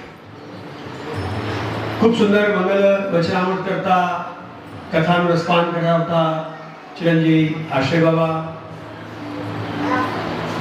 કથામાં ખૂબ સુંદર શરૂઆતમાં સુંદર મજાના પ્રસંગોથી આપણને સંબોધતા જ્ઞાન આપતા ચિરંજીવ દેવકા રાજા ખૂબ સરસ ધોલ પદ કીર્તન દ્વારા આપણને સર્વને રાસ કીર્તન કરાવતા અમારા સર્વે કીર્તનિયા વૃંદ, ઉપસ્થિત મારા પરમ સ્નેહી પરમાત્મીય જેમની પાસે આજે ખરેખર સમયનો અભાવ હતો છતાં પણ ખાસ અમારી લાગણી અને પ્રેમને ધ્યાનમાં રાખી આપણી વચ્ચે આવ્યા છે એવા પરમ સ્નેહી આત્મીય રમેશભાઈ ઘરુક, એવા જ અમારા પરમ સ્નેહી આત્મીય કે જેને આપણે ભૂલી ન શકીએ, જેમની સેવા આપણે ભૂલી ન શકીએ અને આપણે જે સ્થાનમાં બેઠા છીએ એ સ્થાન જેના શ્રમથી તૈયાર થયો છે એવા ગોલોકવાસી શ્રી વિઠ્ઠલભાઈ રાદડિયા સાહેબ, એમના પણ ધર્મપત્ની એટલે કે ચેતનાબેન આપણી વચ્ચે ઉપસ્થિત છીએ. એમનું પણ ખૂબ ખૂબ સ્વાગત કરીએ છીએ. સાથે સાથે જેતપુર શહેરના અગ્રણી શ્રેષ્ઠી એવં જેના સહયોગ વગર કોઈ મનોરથ ઉત્સવ આ જેતપુરમાં સંપન્ન નથી થતો અને એમાં પણ અમારા પુષ્પાબેન એમનું તો ખાસ કેવું હોય કે જે કંઈ પણ હોય આપે મને તો આજ્ઞા કરી દેવી. એવા અમારા રાજુભાઈ હેપરા, પુષ્પાબેન, ઉપસ્થિત પરમ શ્રેણી આત્મી ગોવર્ધનભાઈ ધાંગડિયા ખાસ વીરપુરથી આવ્યા છે, અમારા સ્નેહી અશોકભાઈ નાગરિયા, પ્રવીણભાઈ ઈલાડા, રામ સાહેબ, એવં અમારા પુરુષોત્તમ સેવા સમિતિના પરમ સ્નેહી ભાવિક વૈષ્ણવ એવા અમારા વીરજીભાઈ વેકરિયા પ્રમુખશ્રી, મારા પરમ સ્નેહી આત્મીય ઉપપ્રમુખ શ્રી ઉમેશભાઈ ગોસ્વામિયા, એવં આજના આ મંગલ સત્સંગ પ્રવચનનો લાભ લેવા આવેલા આજુબાજુના ગ્રામ્ય વિસ્તારમાંથી એવં જેતપુરમાંથી આવેલા સર્વે ઉત્સાહી ભાવિક વલ્લભી વૈષ્ણવનું ખૂબ ખૂબ હાર્દિક સ્વાગત કરું છું. ખરેખર 2 દિવસથી આ સત્સંગનો આપણે સર્વે લાભ લઈ રહ્યા છીએ. ઘણીવાર એવું લાગે કે ચિરંજીવ બાબા વચનામૃત નથી કરતા પણ એમના મુખમાં સાક્ષાત શ્રી વલ્લભ પ્રગટ થઈને વાણી દ્વારા આપણા પર કૃપા કરી રહ્યા છે એવો આપણને અનુભવ થઈ રહ્યો છે. અને જેમ જેમ વૈષ્ણવની સંખ્યા જોઉં છું, મારા કાલે જયેશભાઈ ગોળ મને કહેતા કે જે શું લાગે છે વૈષ્ણવનું કેમ લાગે છે, તો એમણે આંકડો નક્કી કર્યો છે કે પહેલા દિવસ આટલા, બીજા દિવસે આટલા અને ત્રીજા દિવસે આટલા. પણ અમારો બીજા દિવસનો આંકડો પહેલા દિવસ આવી ગયો. અને ઘણીવાર મને વૈષ્ણવ કહે અને જયેશભાઈ તો ખાસ કહે કે જે આપ તો વિજય કરી જાઓ, પછી વૈષ્ણવ મને કે ખબર નહીં આપણી આ હવેલીમાં શું છે કે જ્યારે ઉત્સવ હોય તો મેળા જેવું વાતાવરણ લાગે છે. આ આપ સર્વે વૈષ્ણવનો પ્રેમ છે, આત્મીયતા છે, તો જ આ વસ્તુ બની શકે. મેળા જેવું વાતાવરણ ક્યારે થાય? જ્યારે સૌથી પહેલા હૃદયનો મેળો થાય ત્યારે આ મેળો બને. પણ એક નાનકડી વાત તમને કહું, આજે મારે વિશેષ પ્રવચન નથી કરવું, પણ એક હાસ્ય પ્રસંગ મને યાદ આવે છે, ખાસ કરીને અમારા બહેનો માટે. બહુ ધ્યાનથી સમજો કે જ્યારથી પ્રવચન થયું અહીંયા છું, અને જે પ્રકારે હું જોઈ રહ્યો હતો, સાંભળી રહ્યો હતો, મને બહુ ખરેખર એમ થાય કે હું નીચે આવું ને તમને કહું કે હવે બેસો જરા. એક ખૂબ સરસ હાસ્ય કલાકાર એ બહુ સરસ મજાની વાત કરી કે આજકાલ ગુજરાતમાંથી, આપણા દેશમાંથી દૂર દૂર પરદેશમાં લોકો ભ્રમણ કરવા જાય, ફરવા જાય, મજા કરે, મોટી મોટી ટૂર જાય. તો એવી રીતે જ એક ટૂર ફરતી પરદેશ ગઈ અને કેનેડા અમેરિકાના પ્રવાસ પર ગઈ. ધ્યાન સમજો, કેનેડા અમેરિકાના પ્રવાસ પર ગઈ. અને એ પ્રવાસ પર ફરતા એ બધા જ કેનેડાનું મેઇન સ્થાન છે નાયગ્રા ફોલ, ત્યાં બધા ગયા. કેમ કે સૌથી વધારે એટ્રેક્શન જે કહીએ એ ત્યાં છે, બધા ત્યાં જાય છે.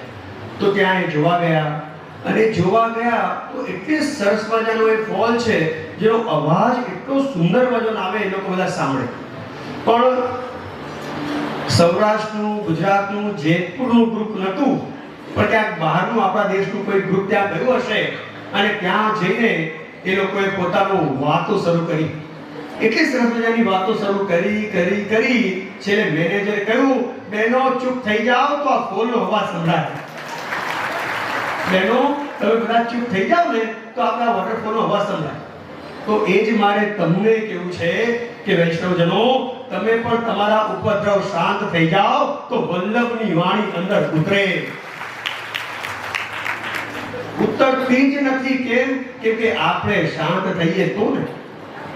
જીભ પણ શાંત નથી થતી અને અંદરના ઉપદ્રવ પણ શાંત નથી થતા, તો કેવી રીતે બને? એક સરસ મજાનું વાત છે. અમદાવાદની અંદર ઘણીવાર ઘણા બધા તોફાનો થતા, અને એકવાર કર્ફ્યુ લગાવ્યા અને બહુ તોફાન થાય. તો એક સંત, એક સ્વામી ત્યાં આવ્યા, અને સ્વામી આવીને એક પોલીસ વાળાને પૂછ્યું કે પોલીસ વાળા ભાઈ, તો કે બોલો સાહેબ, ગુરુજી, કે મને એક વાત કહો, તમારા આ શહેરની અંદર ઘણા બધા ઉપદ્રવો થતા હોય છે, તોફાન થતા હોય છે, તમે શું કરો છો? કેવી રીતે આને શાંત પાડો છો? તો એમણે કહ્યું, સ્વામીજી બહુ સરસ મજાની વાત કરી.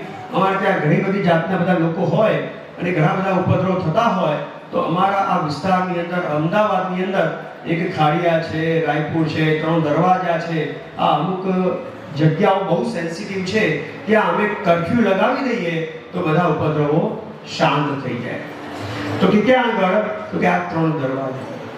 તો ગુરુજીને બહુ સરસ મજાનો વિચાર આવ્યો, અને ગુરુજી કહ્યું કે જેમ શહેરમાં અમુક વિસ્તારમાં કર્ફ્યુ લગાવી દઈએ તો ઉપદ્રવ શાંત થઈ જાય, એમ આપણા આ દેહની અંદર પણ અમુક 3 દરવાજા છે, ત્યાં જો આપણે કર્ફ્યુ લગાવીએ તો ચોક્કસ આપણા બધા જ તોફાનો શાંત થઈ જાય અને ભગવદ નામ અંદર ઉતરે. અને એ તોફાનો શાંત કેવી રીતે થાય? એ કર્ફ્યુ ક્યાં લગાવવાનું? સૌથી પહેલા લગાવવાનું અહીંયા મોઢામાં, પછી લગાવવાનું અહીંયા. કેમ? કે ગમે તે સાંભળીએ, ગમે તેવું સાંભળીએ તો એ પણ આપણે વિવેક રાખવો પડે. તો આપણે સારું શ્રવણ કરીએ, મોઢામાંથી શાંત રહીએ, ભગવદ નામ લઈએ. આ પ્રકારના ભગવદ નામના કર્ફ્યુ જો આપણા મોઢામાં અને આપણા કાનમાં આવી જાય તો ચોક્કસ આ સંસાર બાધક ન થાય અને ભગવાનનું સ્મરણ એ અહર્નિશ બની જાય. તો આજે તો આ નાનકડી ટિપ્સ એ અમારા વૈષ્ણવને આપીશ, પણ મને એવું લાગે છે કે અમારા જેતપુરના તો નથી જ, કેમ કે ઘણી બધી સભાઓ કરી છે, પણ આવો અવાજ આવતો આવે છે. સમજી ગયું કે આજે તમે કંઈક વધારે પડતા ખીલ્યા છો? શું છે? શું? કઈ વાંધો નહીં. કાલે મને વિશ્વાસ છે કે આપ સૌ ખૂબ શાંતિથી શ્રવણ કરશો, આનંદ લેશો. તો આજે પુનઃ વધુ આપ સર્વનો સમય નથી લેવો.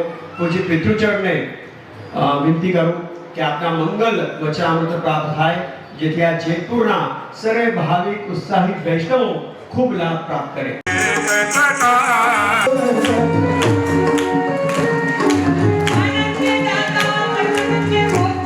લગે